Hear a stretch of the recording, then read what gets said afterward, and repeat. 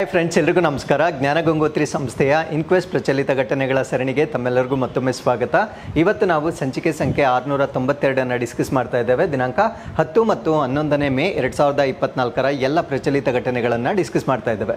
So ಇವತ್ತಿನ ಅಪ್ಡೇಟ್ಸನ್ನು discuss ಮಾಡೋದಕ್ಕಿಂತ ಮುಂಚೆ ಕಳೆದ ಸಂಚಿಕೆಯ 2 ಪ್ರಶ್ನೆಗಳ ಉತ್ತರಗಳು, ಪ್ರಶ್ನೆ ಸಂಖ್ಯೆ 1ಕ್ಕೆ ಆಪ್ಷನ್ ಡಿ ಮತ್ತು ಪ್ರಶ್ನೆ ಸಂಖ್ಯೆ 2ಕ್ಕೆ ಆಪ್ಷನ್ ಎ ಸರಿ ಉತ್ತರವಾಗಿರುತ್ತೆ. ಹಾಗಿದ್ರೆ ಇವತ್ತಿನ ಮೊದಲನೇ ಪ್ರಶ್ನೆಗೆ ಹೋಗೋಣ. 2023ರ ವರದಿಯಂತೆ ಜಾಗತಿಕ ಸೌರ ವಿದ್ಯುತ್ ಉತ್ಪಾದನೆಯ ವಿಷಯದಲ್ಲಿ ಭಾರತವು ಯಾವ ಸ್ಥಾನದಲ್ಲಿದೆ? So what is India's rank in terms of the global solar power generation as of the report 2023? ಅಂದರೆ 2023ರಲ್ಲಿ ಭಾರತ ದೇಶದಲ್ಲಿ ಉತ್ಪತ್ತಿಯಾಗಿರ್ತಕ್ಕಂಥ ಸೋಲಾರ್ ಎನರ್ಜಿ ಅಥವಾ ಸೌರಶಕ್ತಿ ಏನಿರುತ್ತೆ, ಸೊ ಇದು ಜಗತ್ತಿನಲ್ಲಿ ಎಷ್ಟನೇ ಸ್ಥಾನದಲ್ಲಿ ಭಾರತ ದೇಶವನ್ನು ಇರಿಸಿದೆ ಅಂತಕ್ಕಂಥದ್ದು ನಮ್ಮ ಪ್ರಶ್ನೆ ಆಗಿರುತ್ತೆ. ಸೊ ಈ ಪ್ರಶ್ನೆಗೆ ಸರಿಯಾದ ಉತ್ತರ ಜಾಗತಿಕವಾಗಿ ನಾವು 3ನೇ ಸ್ಥಾನದಲ್ಲಿರ್ತಕ್ಕಂಥದ್ದನ್ನು ನಾವಿಲ್ಲಿ ಗಮನಿಸಬಹುದಾಗಿರುತ್ತೆ. ಸೊ ಇದಕ್ಕಿಂತ ಮುಂಚಿನ ವರ್ಷದಲ್ಲಿ ನಾವು ಜಪಾನ್ ಅನ್ನ 3ನೇ ಸ್ಥಾನದಲ್ಲಿ ನೋಡಬಹುದಾಗಿತ್ತು. ಸೊ ಈಗ ಜಪಾನ್ ಅನ್ನ ಓವರ್ಟೇಕ್ ಮಾಡಿ ಭಾರತ ರಾಷ್ಟ್ರ 3ನೇ ಸ್ಥಾನವನ್ನ ಪಡೆದುಕೊಂಡಿರ್ತಕ್ಕಂಥದ್ದನ್ನ ನಾವಿಲ್ಲಿ ಗಮನಿಸಬಹುದಾಗಿರುತ್ತೆ. ಹಾಗಿದ್ರೆ ಸೊ ಮೊದಲನೇ ಸ್ಥಾನದಲ್ಲಿರ್ತಕ್ಕಂಥ ಕಂಟ್ರಿ ಯಾವುದು ಅಂತ ಕೇಳಿದಾಗ ಚೈನಾ ಅಂತ ನಮಗೆ ಗೊತ್ತಿರಬೇಕಾಗಿರುತ್ತೆ. ಸೊ 2ನೇ ಸ್ಥಾನದಲ್ಲಿರ್ತಕ್ಕಂಥ ರಾಷ್ಟ್ರವನ್ನ ನಾವು ಯುನೈಟೆಡ್ ಸ್ಟೇಟ್ಸ್ ಆಗಿ ನೋಡಬಹುದಾಗಿರುತ್ತೆ. ಸೊ ಈ ಒಂದು ಎನರ್ಜಿ ಏನಿರುತ್ತೆ, so compare to previous report ಅಥವಾ ಅದರ ಹಿಂದಿನ ವರ್ಷಗಳಿಗೆ ನಾವು ಹೋಲಿಕೆ ಮಾಡಿದಾಗ ಆಗ್ತಕ್ಕಂಥ ಬದಲಾವಣೆ ಏನಿದೆ ಅದನ್ನ ನಾವು ಸರ್ಜ್ ಅಂತ ಕರಿತೇವೆ. ಸರ್ಜ್ ಅಂದ್ರೆ ಸೊ ಇಂಪ್ರೂವ್ಮೆಂಟ್ ಆಫ್ ಎನರ್ಜಿ ಅಂತ ನಾವೇನು ಹೇಳ್ತೇವೆ. ಸೊ ಮುಂಚೆ ಎಷ್ಟು ವ್ಯಾಲ್ಯೂ ಇತ್ತು, ಈ ವರ್ಷದಲ್ಲಿ ಎಷ್ಟು ವ್ಯಾಲ್ಯೂ ಇದೆ, ಆ ಒಂದು ಡಿಫರೆನ್ಸ್ ಅನ್ನ ನಾವು ಕನ್ಸಿಡರ್ ಮಾಡಿಕೊಂಡಾಗ ಸೊ ಭಾರತ ರಾಷ್ಟ್ರವು ಜಾಗತಿಕವಾಗಿ 4th ಲಾರ್ಜೆಸ್ಟ್ ಸರ್ಜ್ ಅಂತ ಕರಿತೇವೆ. ಅಂದ್ರೆ 4ನೇ ಅತಿ ಹೆಚ್ಚು ಸೌರ ವಿದ್ಯುತ್ ಶಕ್ತಿಯನ್ನ ಉತ್ಪಾದನೆ ಮಾಡಿರ್ತಕ್ಕಂಥ ರಾಷ್ಟ್ರವಾಗಿ ನಮ್ಮ ಭಾರತ ರಾಷ್ಟ್ರವನ್ನ ನಾವು ನೋಡಬಹುದಾಗಿರುತ್ತೆ. ಹಾಗಿದ್ರೆ ಎಷ್ಟು ಇನ್ಕ್ರೀಸ್ ಆಗಿದೆ ಅಥವಾ ಎಷ್ಟು ಸರ್ಜ್ ಆಗಿದೆ ಅಂತ ನಾವು ನೋಡೋದಾದ್ರೆ ಸೊ 18 ಟೆರಾವ್ಯಾಟ್ ಅವರ್ಸ್ ಅಷ್ಟು ಇನ್ಕ್ರೀಸ್ ಆಗಿರ್ತಕ್ಕಂಥ ವಾಲ್ಯೂಮ್ ಅಥವಾ ಕ್ವಾಂಟಿಟಿಯನ್ನು ನಾವಿಲ್ಲಿ ಗಮನಿಸಬಹುದಾಗಿರುತ್ತೆ. ಸೊ ಅದಾದ್ಮೇಲೆ ಈ ಒಂದು ಸೋಲಾರ್ ಎನರ್ಜಿಯಿಂದ ನಾವು ಎಷ್ಟು ಪರ್ಸೆಂಟೇಜ್ ಆಫ್ ಎಲೆಕ್ಟ್ರಿಸಿಟಿಯನ್ನು ಬಳಕೆ ಮಾಡ್ತಾ ಇದ್ದೀವಿ ಅಂದರೆ 5.8% ಇನ್ 2023. ಅಂದರೆ ನಮ್ಮ ಭಾರತ ದೇಶದಲ್ಲಿ ವಿದ್ಯುತ್ ಶಕ್ತಿಗಾಗಿ ನಾವು ವೇರಿಯಸ್ ಸೋರ್ಸಸ್ ಅನ್ನು ನಾವು ನೋಡಬಹುದಾಗಿರುತ್ತೆ. ಹೈಡ್ರೋ ಎಲೆಕ್ಟ್ರಿಕ್ ಆಗಿರ್ಬೋದು, ಕೋಲ್ ಆಗಿರ್ಬೋದು, ವಿಂಡ್ ಮಿಲ್ಸ್ ಆಗಿರ್ಬೋದು. ಸೊ ಈ ರೀತಿಯಾಗಿ ಸಾಕಷ್ಟು ಮೂಲಗಳಿಂದ ನಾವು ವಿದ್ಯುತ್ತನ್ನು ಬಳಕೆ ಮಾಡ್ತಾ ಇದ್ದೇವೆ. ಆ ಒಟ್ಟು ವಾಲ್ಯೂಮ್ ಏನಿರುತ್ತೆ ಅದನ್ನು ನಾವು ಕನ್ಸಾಲಿಡೇಟೆಡ್ ನಂಬರ್ ಆಗಿ ತೆಗೆದುಕೊಂಡಾಗ ಅದರಲ್ಲಿ ನಾವು ಸೋಲಾರ್ ಎನರ್ಜಿಯನ್ನು ಮಾತ್ರ ಪ್ರತ್ಯೇಕ ಮಾಡಿದಾಗ 5.8% ಆಫ್ ಎಲೆಕ್ಟ್ರಿಸಿಟಿಯನ್ನು ನಾವು ಸೋಲಾರ್ ಎನರ್ಜಿಯಿಂದ 2023ರಲ್ಲಿ ಪ್ರೊಡ್ಯೂಸ್ ಮಾಡಿರ್ತಕ್ಕಂಥದ್ದನ್ನು ನಾವಿಲ್ಲಿ ಗಮನಿಸಬಹುದಾಗಿರುತ್ತೆ. ಸೊ ಅದಾದಮೇಲೆ ನಮ್ಮ ಭಾರತ ದೇಶಕ್ಕೆ ಒಂದು ಟಾರ್ಗೆಟ್ ಇದೆ. ದ ಟಾರ್ಗೆಟ್ ಈಸ್ ಬೈ 2030 ಅಂದರೆ 2030ರ ವೇಳೆಗೆ 50% ಆಫ್ ಆರ್ ಎನರ್ಜಿ ಏನಿರುತ್ತೆ, ಅಂದರೆ ನಾವು ನಮ್ಮ ದೇಶದಲ್ಲಿ ಬಳಕೆ ಮಾಡ್ತಕ್ಕಂಥ 50% ವಿದ್ಯುತ್ ಶಕ್ತಿ ಅಥವಾ ಶಕ್ತಿಯ ಮೂಲ ಏನಿದೆ, ಸೊ ಅದು ರಿನ್ಯೂಯಬಲ್ ಸೋರ್ಸಿಂದ ಅಥವಾ ನವೀಕರಿಸಬಹುದಾದ ಇಂಧನಗಳಿಂದ ಬರಬೇಕಂತ ನಮ್ಮ ಟಾರ್ಗೆಟ್ ಇದೆ. ಸೊ ಈ ಒಂದು ಟಾರ್ಗೆಟನ್ನು ನಾವು ಅಚೀವ್ ಮಾಡಬೇಕಾಗಿದ್ರೆ ಸೊ ನಾವು ರ್ಯಾಂಕಿಂಗಲ್ಲಿ ನೋಡ್ಬೋದಾಗಿರುತ್ತೆ. ಸೊ 4th ಇಂದ ನಾವು 3rd ಪೊಸಿಷನ್ಗೆ ಬಂದಿರತಕ್ಕಂಥದ್ದು. That shows our commitment towards achieving this particular objective. So ಈ ಒಂದು ಉದ್ದೇಶವನ್ನು ನಾವು ಅಚೀವ್ ಮಾಡಲಿಕ್ಕೆ ಸೊ ನಾವು ಮಾಡ್ತಾ ಇರತಕ್ಕಂಥ ಈ ಒಂದು ಬದಲಾವಣೆಗಳನ್ನು ನಾವಿಲ್ಲಿ ನೋಟಿಸ್ ಮಾಡಬಹುದಾಗಿರುತ್ತೆ. ಹಾಗಿದ್ರೆ ನಮ್ಮ ಭಾರತ ದೇಶದಲ್ಲಿರ್ತಕ್ಕಂಥ ಸೋಲಾರ್ ಪ್ರಾಜೆಕ್ಟ್ಸ್ ಅನ್ನು ನಾವೊಂದು ಕ್ರೊನಾಲಜಿಯಲ್ಲಿ ನಾವು ಡಿಸ್ಕಸ್ ಮಾಡೋದಾದ್ರೆ ಸೊ ಹೈಯೆಸ್ಟ್ ಸೋಲಾರ್ ಎನರ್ಜಿಯನ್ನು ಪ್ರೊಡ್ಯೂಸ್ ಮಾಡ್ತಕ್ಕಂಥ ಪಾರ್ಕ್ ಅನ್ನು ನಾವು ಬಾದ್ಲಾ ಸೋಲಾರ್ ಪಾರ್ಕ್ ಅಂತ ಕರಿತೇವೆ. ಸೊ ಇದು ರಾಜಸ್ಥಾನದಲ್ಲಿರ್ತಕ್ಕಂಥ ಒಂದು ಸೋಲಾರ್ ಪಾರ್ಕ್ ಆಗಿರುತ್ತೆ. 14,000 acres ಅಲ್ಲಿ ಇದನ್ನ ಡೆವಲಪ್ ಮಾಡಿರ್ತಾರೆ. So this is one of the world's largest ಕೂಡ ಆಗಿರುತ್ತೆ. ಅಂದ್ರೆ ಪ್ರಪಂಚದಲ್ಲಿರ್ತಕ್ಕಂಥ ಅತ್ಯಂತ ಬೃಹತ್ತಾದ ಸೌರಶಕ್ತಿಯನ್ನ ಉತ್ಪಾದನೆ ಮಾಡ್ತಕ್ಕಂಥ ಪ್ರದೇಶಗಳಲ್ಲಿ ಕೂಡ ಸೊ ಇದು ಕೂಡ ಒಂದಾಗಿರುತ್ತೆ. ಸೊ ಇದರ ಕೆಪಾಸಿಟಿ ಎಷ್ಟಿರುತ್ತೆ ಅಂದ್ರೆ 2245 ಮೆಗಾವ್ಯಾಟ್ಸ್ ಅಷ್ಟು ಸೌರ ವಿದ್ಯುತ್ ಅನ್ನ ಉತ್ಪಾದನೆ ಮಾಡ್ತಕ್ಕಂಥ ಒಂದು ಪ್ರದೇಶವಾಗಿರುತ್ತೆ. ಸೊ 2ನೇ ಪ್ಲೇಸ್ ನಮ್ಮ ಕರ್ನಾಟಕದಲ್ಲಿರ್ತಕ್ಕಂಥ ಸೋಲಾರ್ ಪಾರ್ಕ್, ಇದನ್ನ ನಾವು ಪಾವಗಡ ಸೋಲಾರ್ ಪಾರ್ಕ್ ಅಂತ ಕರೀತೇವೆ. ಸೊ ಇದು 53 ಸ್ಕ್ವೇರ್ ಕಿಲೋಮೀಟರ್ಸ್ ಇರ್ತಕ್ಕಂಥ ಒಂದು ಸೋಲಾರ್ ಪಾರ್ಕ್ ಆಗಿರುತ್ತೆ. ಸೊ ಇದು 2050 ಮೆಗಾವ್ಯಾಟ್ಸ್ ಅಷ್ಟು ಸೋಲಾರ್ ಎನರ್ಜಿಯನ್ನ ಪ್ರೊಡ್ಯೂಸ್ ಮಾಡ್ತಕ್ಕಂಥ ಒಂದು ಪ್ಲೇಸ್ ಆಗಿರುತ್ತೆ. ಸೊ 3ನೇ ಸ್ಥಾನದಲ್ಲಿ ನಾವು Kurnool ultra mega solar park ಅಂತ ಕರಿತೇವೆ. ಸೊ ಇದು ಆಂಧ್ರ ಪ್ರದೇಶದಲ್ಲಿರ್ತಕ್ಕಂಥ ಒಂದು ಪವರ್ ಪ್ರಾಜೆಕ್ಟ್ ಆಗಿರುತ್ತೆ. ಸೊ ಇದು 5,932 acres ಅಲ್ಲಿ ಇದನ್ನ ಡೆವಲಪ್ ಮಾಡಿರ್ತಾರೆ. ಸೊ ಇದರ ಸಾಮರ್ಥ್ಯ 1,000 ಮೆಗಾವ್ಯಾಟ್ಸ್ ಅಷ್ಟು ವಿದ್ಯುತ್ ಅನ್ನು ಉತ್ಪಾದನೆ ಮಾಡುತ್ತೆ. ಸೊ ನೆಕ್ಸ್ಟ್ ನಾವು NP ಕುಂಟಾ ಅಂತ ಕರಿತೇವೆ. ಇದು ಕೂಡ ಆಂಧ್ರ ಪ್ರದೇಶದಲ್ಲಿರುತ್ತೆ. ಸೊ ಅದಾದ ನಂತರ ರೇವಾ ಅಲ್ಟ್ರಾ ಮೆಗಾ ಸೋಲಾರ್ ಅಂತ ಕರಿತೇವೆ. ಇದಿರ್ತಕ್ಕಂಥದ್ದು ಮಧ್ಯಪ್ರದೇಶದಲ್ಲಿ 750 ಮೆಗಾವ್ಯಾಟ್ಸ್ ಅಷ್ಟು ಇದರಿಂದ ವಿದ್ಯುತ್ ಅನ್ನು ನಾವು ಡೆವಲಪ್ ಮಾಡಬಹುದಾಗಿರುತ್ತೆ. So it gives power to the Delhi metro railway corporation. So ಈ ಪಾಯಿಂಟ್ ನಮಗೆ ಗೊತ್ತಿರಬೇಕಾಗಿರುತ್ತೆ. ಸೊ ದೆಹಲಿಯಲ್ಲಿರ್ತಕ್ಕಂಥ ಈ ಒಂದು ಮೆಟ್ರೋ ರೈಲ್ ಏನಿರುತ್ತೆ, ಸೊ ಇದಕ್ಕೆ ವಿದ್ಯುತ್ತನ್ನು ಪೂರೈಸ್ತಾ ಇರ್ತಕ್ಕಂಥ ಒಂದು ಸೋಲಾರ್ ಸಿಸ್ಟಮ್ ಅನ್ನು ನಾವೇನಂತ ಕರಿತೇವೆ ಅಂದರೆ ರೇವಾ ಅಲ್ಟ್ರಾ ಮೆಗಾ ಸೋಲಾರ್ ಅಂತ ಕರಿತೇವೆ. ಇದಿರ್ತಕ್ಕಂಥದ್ದು ಮಧ್ಯಪ್ರದೇಶದಲ್ಲಿರ್ತಕ್ಕಂಥ ಒಂದು ಸೋಲಾರ್ ಪಾರ್ಕ್ ಆಗಿರುತ್ತೆ. ಸೊ ಇನ್ನೊಂದನ್ನು ನಾವು ಚರಾಂಕ ಸೋಲಾರ್ ಪಾರ್ಕ್ ಅಂತ ಕರಿತೇವೆ. ಸೊ ಇದಿರ್ತಕ್ಕಂಥದ್ದು ಗುಜರಾತ್ನಲ್ಲಿ. So it is part of Gujarat solar power revolution. ಅಂದರೆ ಗುಜರಾತ್ನಲ್ಲಿ ಆಗ್ತಾ ಇರ್ತಕ್ಕಂಥ ಒಂದು ಸೌರ ಕ್ರಾಂತಿ ಏನಿದೆ, ಸೊ ಇದರ ಭಾಗವಾಗಿ ನಾವು ಇದನ್ನು ಪ್ರತಿಬಿಂಬಿಸಬಹುದಾಗಿರುತ್ತೆ. ಸೊ ಕೊನೆಯದನ್ನು ನಾವು ಕಾಮತಿ ಸೋಲಾರ್ ಪವರ್ ಪ್ರಾಜೆಕ್ಟ್ ಅಂತ ಕರಿತೇವೆ. ಇದು ಇರ್ತಕ್ಕಂಥದ್ದು ತಮಿಳುನಾಡಿನಲ್ಲಿ. ಸೊ ನಾವು ಟಾಪ್ ಅಥವಾ ಉನ್ನತ ಸ್ಥಾನದಲ್ಲಿ ನಮ್ಮ ಭಾರತ ದೇಶದಲ್ಲಿ ಕೆಪಾಸಿಟಿಯ ಆಧಾರದ ಮೇಲೆ ಸೊ ಎಲ್ಲಿ ಎಷ್ಟು ಸೌರ ವಿದ್ಯುತ್ತನ್ನು ಡೆವಲಪ್ ಮಾಡ್ತಾ ಇದ್ದಾರೆ ಅಂತಕ್ಕಂಥ ಮಾಹಿತಿಯನ್ನು ನಾವಿಲ್ಲಿ ಡಿಸ್ಕಸ್ ಮಾಡಿದ್ದೇವೆ. ಹಾಗಿದ್ರೆ ಸೊ ಈ ಒಂದು ಎನರ್ಜಿಗೆ ಸಂಬಂಧಪಟ್ಟಂತೆ ನಾವೊಂದು ಪ್ರಶ್ನೆಯನ್ನು ಕೇಳ್ತಾ ಇದ್ದೇವೆ. ವಿಚ್ ಇಸ್ ದ ಹೈಯೆಸ್ಟ್ ಕೋಲ್ producing state in India as of 2024? 2024ರಲ್ಲಿ ನಮ್ಮ ಭಾರತ ದೇಶದಲ್ಲಿ ಅತಿ ಹೆಚ್ಚು ಕಲ್ಲಿದ್ದಲನ್ನು ಉತ್ಪಾದನೆ ಮಾಡ್ತಾ ಇರ್ತಕ್ಕಂಥ ರಾಜ್ಯ ಯಾವುದು ಅನ್ನೋದನ್ನು ನೀವು ನಮಗೆ ಕಮೆಂಟ್ಸ್ ಅಲ್ಲಿ ತಿಳಿಸಬಹುದಾಗಿರುತ್ತೆ. So with this let's get into question number 2. ಯಾವ ಕಂಪನಿಯು ALS-50 ಕಾಮಿಕೇಜ್ ಡ್ರೋನ್ ಅನ್ನು ಅಭಿವೃದ್ಧಿಪಡಿಸಿದೆ? So which company develop the ALS-50 kamikaze drone? So ಈ ಪ್ರಶ್ನೆಯಲ್ಲಿ ಬರ್ತಕ್ಕಂಥ ಟರ್ಮಿನಾಲಜಿ ಕಾಮಿಕೇಜ್ ಡ್ರೋನ್ ಅಂದರೆ ಏನು ಅಂತ ನಾನು ಮುಂದೆ ಎಕ್ಸ್ಪ್ಲೇನ್ ಮಾಡ್ತೇನೆ. ಹಾಗಿದ್ರೆ ಈ ಒಂದು ಪ್ರಶ್ನೆಯಲ್ಲಿರ್ತಕ್ಕಂಥ ಈ ಕಾಮಿಕೇಜ್ ಡ್ರೋನ್ ಏನಿದೆ, ಸೊ ಇದನ್ನು ಅಭಿವೃದ್ಧಿಪಡಿಸಿರ್ತಕ್ಕಂಥವ್ರು ಯಾರು ಅನ್ನೋದು ನಮ್ಮ ಪ್ರಶ್ನೆ ಆಗಿರುತ್ತೆ. ಸೊ ಈ ಪ್ರಶ್ನೆಗೆ ಸರಿಯಾದ ಉತ್ತರ ಟಾಟಾ ಗ್ರೂಪ್ನ ವತಿಯಿಂದ ಇದನ್ನು ಡೆವಲಪ್ ಮಾಡಿರ್ತಾರೆ. ಸೊ ಇದು ಯಾಕೆ ಸುದ್ದಿಯಲ್ಲಿದೆ ಅಂದರೆ, ಸೊ ಇದು India's first kamikaze drone develop. So ನಮ್ಮ ಭಾರತ ದೇಶದಲ್ಲಿ ಈ ಒಂದು ಕಾಮಿಕೇಜ್ ಡ್ರೋನ್ ಅಂತ ನಾವೇನು ಹೇಳ್ತೇವೆ, ಸೊ ಇದನ್ನು ಮೊಟ್ಟ ಮೊದಲ ಬಾರಿಗೆ ಡೆವಲಪ್ ಆಗಿರ್ತಕ್ಕಂಥ ಒಂದು ಡ್ರೋನ್ ಆಗಿರುತ್ತೆ. ನಾವು let us understand the concept of kamikaze drone ಅಂದರೆ ಏನು, ಸೊ ಅದನ್ನು ನಾವು ಅರ್ಥ ಮಾಡ್ಕೊಳ್ತಾ ಬರೋಣ. ಸೊ ಈ ಒಂದು ಡ್ರೋನನ್ನು ನಾವೇನಂತ ಕರಿತೀವಿ ಅಂದರೆ ಲಾಯ್ಟರಿಂಗ್ ಮ್ಯುನಿಷನ್ ಅಂತ ಕರಿತೇವೆ. ಲಾಯ್ಟರಿಂಗ್ ಅಂದರೆ ಅದು ಅಲೆದಾಡ್ತಾ ಇರ್ತಕ್ಕಂಥ ಒಂದು ಮ್ಯುನಿಷನ್ ಅಂದರೆ ಅದರಲ್ಲಿರ್ತಕ್ಕಂಥ ಒಂದು ವಾರ್ ಹೆಡ್ಸ್ ಅಂತ ನಾವೇನು ಹೇಳ್ತೇವೆ ಅಂದರೆ ಸಿಡಿ ತಲೆಗಳು ಅಥವಾ ಮದ್ದುಗುಂಡುಗಳನ್ನು ಅಥವಾ ವೆಪನ್ಸನ್ನು ಹೊಂದಿರತಕ್ಕಂಥ ಲಾಯ್ಟರಿಂಗ್ ಅಂದರೆ ತಿರುಗಾಡ್ತಾ ಇರ್ತಕ್ಕಂಥ ಒಂದು ಡ್ರೋನ್ ಆಗಿರುತ್ತೆ. ಸೊ ಈ ಡ್ರೋನನ್ನು ನಾವೇನಂತ ಕರಿತೀವಿ ಅಂದರೆ ಸುಸೈಡ್ ಡ್ರೋನ್ ಅಂತ ಕರಿತೇವೆ. ಅಂದರೆ ಅದು ಆತ್ಮಹತ್ಯೆ ಮಾಡಿಕೊಳ್ತಕ್ಕಂಥ ಡ್ರೋನ್ ಆಗಿರುತ್ತೆ. ಅದರ ಅರ್ಥ ಏನು ಅಂದರೆ, ಸೊ ಯಾವಾಗ ಅದು ಲಾಯ್ಟರ್ ಆಗ್ತಾ ಇರುತ್ತೆ ಅಂದರೆ ಸುತ್ತಾ ಇರುತ್ತೆ, ಸೊ ಯಾವಾಗ ಅದು ಟಾರ್ಗೆಟನ್ನು ಸ್ಪಾಟ್ ಮಾಡುತ್ತೆ, ಅದ್ರ ಜೊತೆಗೆ ಒಂದು ಕೊಲಿಷನ್ ಆಗುತ್ತೆ. ಸೊ ಕೊಲಿಷನ್ ಆದಾಗ ಇದರಲ್ಲಿರ್ತಕ್ಕಂಥ ಅಮ್ಯುನಿಷನ್ ಏನಾಗುತ್ತೆ ಅಂದರೆ ಬ್ಲಾಸ್ಟ್ ಆಗುತ್ತೆ. ಸೊ ಆ ಒಂದು ಕಾರಣದಿಂದ ಸೊ ಈ ಒಂದು ಕಾಮಿಕೇಜ್ನ ನಾವೇನಂತ ಕರಿತೀವಿ ಅಂದರೆ ಸುಸೈಡ್ ಡ್ರೋನ್ಸ್ ಅಂತ ಕರಿತೇವೆ. ಸೊ ಈ ರೀತಿಯ ಡ್ರೋನ್ಗಳನ್ನು ನಮ್ಮ ಭಾರತ ದೇಶದಲ್ಲಿ ಪ್ರಪ್ರಥಮ ಬಾರಿಗೆ ನಾವು ಬಳಕೆ ಮಾಡ್ತಾ ಇದ್ದೇವೆ. So India has developed development of its first indigenous kamikaze drone. So ನಮ್ಮ ಭಾರತ ದೇಶದಲ್ಲಿ ಮೊಟ್ಟ ಮೊದಲ ಬಾರಿಗೆ ಈ ಒಂದು ಕಾಮಿಕೇಜ್ ಡ್ರೋನ್ಗಳನ್ನು ಅಭಿವೃದ್ಧಿಪಡಿಸಲಾಗಿದೆ. ಸೊ ಈ ಒಂದು ಕಾಮಿಕೇಜ್ ಡ್ರೋನನ್ನು ನಾವು ALS-50 ಅಂತ ಕರೀತೇವೆ. ಸೊ ಇದನ್ನು ಡೆವಲಪ್ ಮಾಡಿರ್ತಕ್ಕಂಥವರು ಟಾಟಾ ಗ್ರೂಪ್ನಿಂದ ಡೆವಲಪ್ ಮಾಡಿರ್ತಾರೆ. ಸೊ ಇದನ್ನು ಇಂಡಿಯನ್ ಏರ್ಫೋರ್ಸ್ಗೆ ಈಗ ಇಂಡಕ್ಟ್ ಮಾಡಿರ್ತಕ್ಕಂಥದ್ದನ್ನು ನಾವು ನೋಡ್ಬೋದಾಗಿರುತ್ತೆ. ಸೊ ಈ ಒಂದು ಕಾರಣದಿಂದ ನಮ್ಮ ಇಂಡಿಯನ್ ಏರ್ಫೋರ್ಸ್ ಏನಿರುತ್ತೆ, ಸೊ ಅದರ ಒಂದು ಡಿಫೆನ್ಸ್ ಸಿಸ್ಟಮ್ ಅಥವಾ ಒಂದು ಟಾರ್ಗೆಟ್ ಪ್ರಿಸಿಷನ್ ಅಂತ ನಾವೇನು ಹೇಳ್ತೇವೆ, ನಿಖರತೆ ಅಂತ ನಾವೇನು ಹೇಳ್ತೇವೆ, ಅದಿನ್ನೂ ಕೂಡ ಇಂಪ್ರೂವ್ ಆಗಿರ್ತಕ್ಕಂಥದ್ದನ್ನು ನಾವಿಲ್ಲಿ ನೋಡ್ಬೋದಾಗಿರುತ್ತೆ. ಸೊ ಈ ಒಂದು ಡ್ರೋನ್ಗೆ ಒಂದು ಕೆಪಾಸಿಟಿ ಇರುತ್ತೆ. ಅದೇನು ಅಂದರೆ ವರ್ಟಿಕಲ್ ಟೇಕ್ ಆಫ್ ಆಗ್ತಕ್ಕಂಥ ಒಂದು ಕೆಪಾಸಿಟಿ ಇರುತ್ತೆ.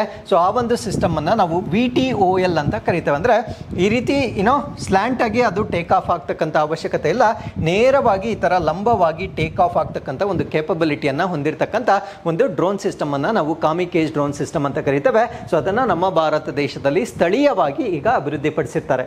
So with this let's get into question number 3. ChatGPT ಅಂತಹ ಆರ್ಟಿಫಿಷಿಯಲ್ ಇಂಟೆಲಿಜೆನ್ಸ್ ಮಾದರಿಗಳ ನಡವಳಿಕೆಯನ್ನು ಮಾರ್ಗದರ್ಶನ ಮಾಡಲು ಓಪನ್ AI ಪರಿಚಯಿಸಿದ ಹೊಸ ಚೌಕಟ್ಟಿನ ಹೆಸರೇನು? So what is the name of the new framework introduced by open AI to guide the behaviour of AI models like ChatGPT? So ChatGPT ನಮಗೆ ಗೊತ್ತು. ಸೊ ಇದೊಂದು ಆರ್ಟಿಫಿಷಿಯಲ್ ಇಂಟೆಲಿಜೆನ್ಸ್ನ ಒಂದು ರೆವಲ್ಯೂಷನ್ ಅಥವಾ ಕ್ರಾಂತಿಯಾಗಿ ನಾವು ಇದನ್ನು ಕನ್ಸಿಡರ್ ಮಾಡ್ಬೋದಾಗಿರುತ್ತೆ.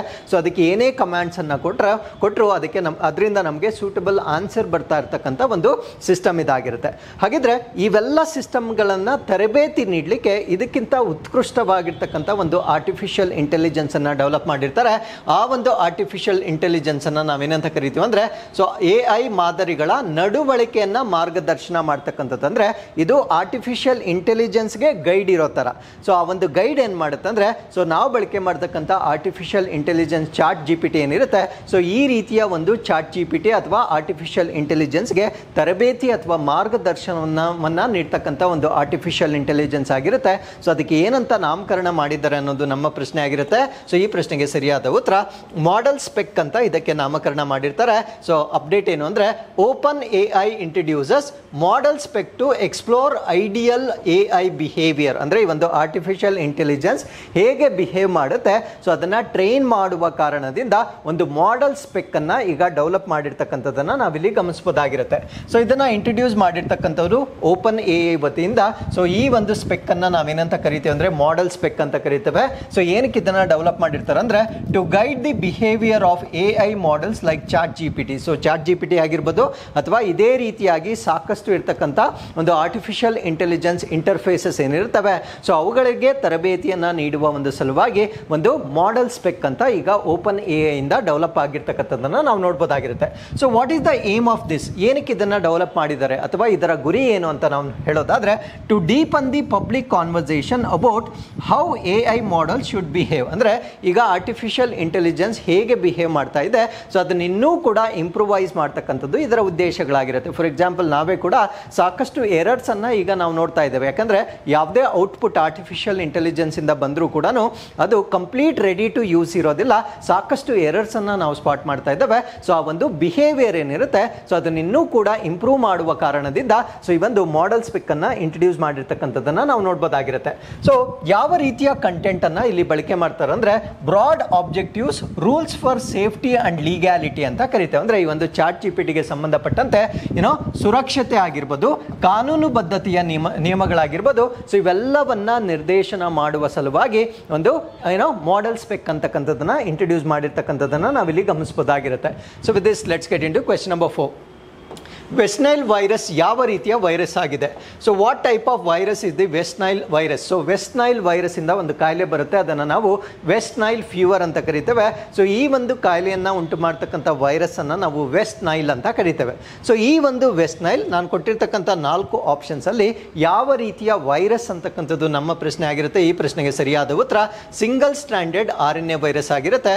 So single standard RNA virus ಅಥವಾ ಏಕ ಸುರುಳಿಯನ್ನ ಹೊಂದಿರತಕ್ಕಂಥ RNA ವೈರಸ್ ಅನ್ನ ನಾವೇನಂತ ಕರಿತೀವಿ ಅಂದ್ರೆ ವೆಸ್ಟ್ ನೈಲ್ ವೈರಸ್ ಅಂತ ಕರಿತೇವೆ. ನಮ್ಗೆ ಗೊತ್ತು DNA ಆದ್ರೆ ಆಬ್ವಿಯಸ್ಲಿ ಅದೇನಾಗಿರುತ್ತೆ ಅಂದ್ರೆ ಡಬಲ್ ಸ್ಟ್ಯಾಂಡರ್ಡ್ ಅನ್ನ ಹೊಂದಿರುತ್ತೆ.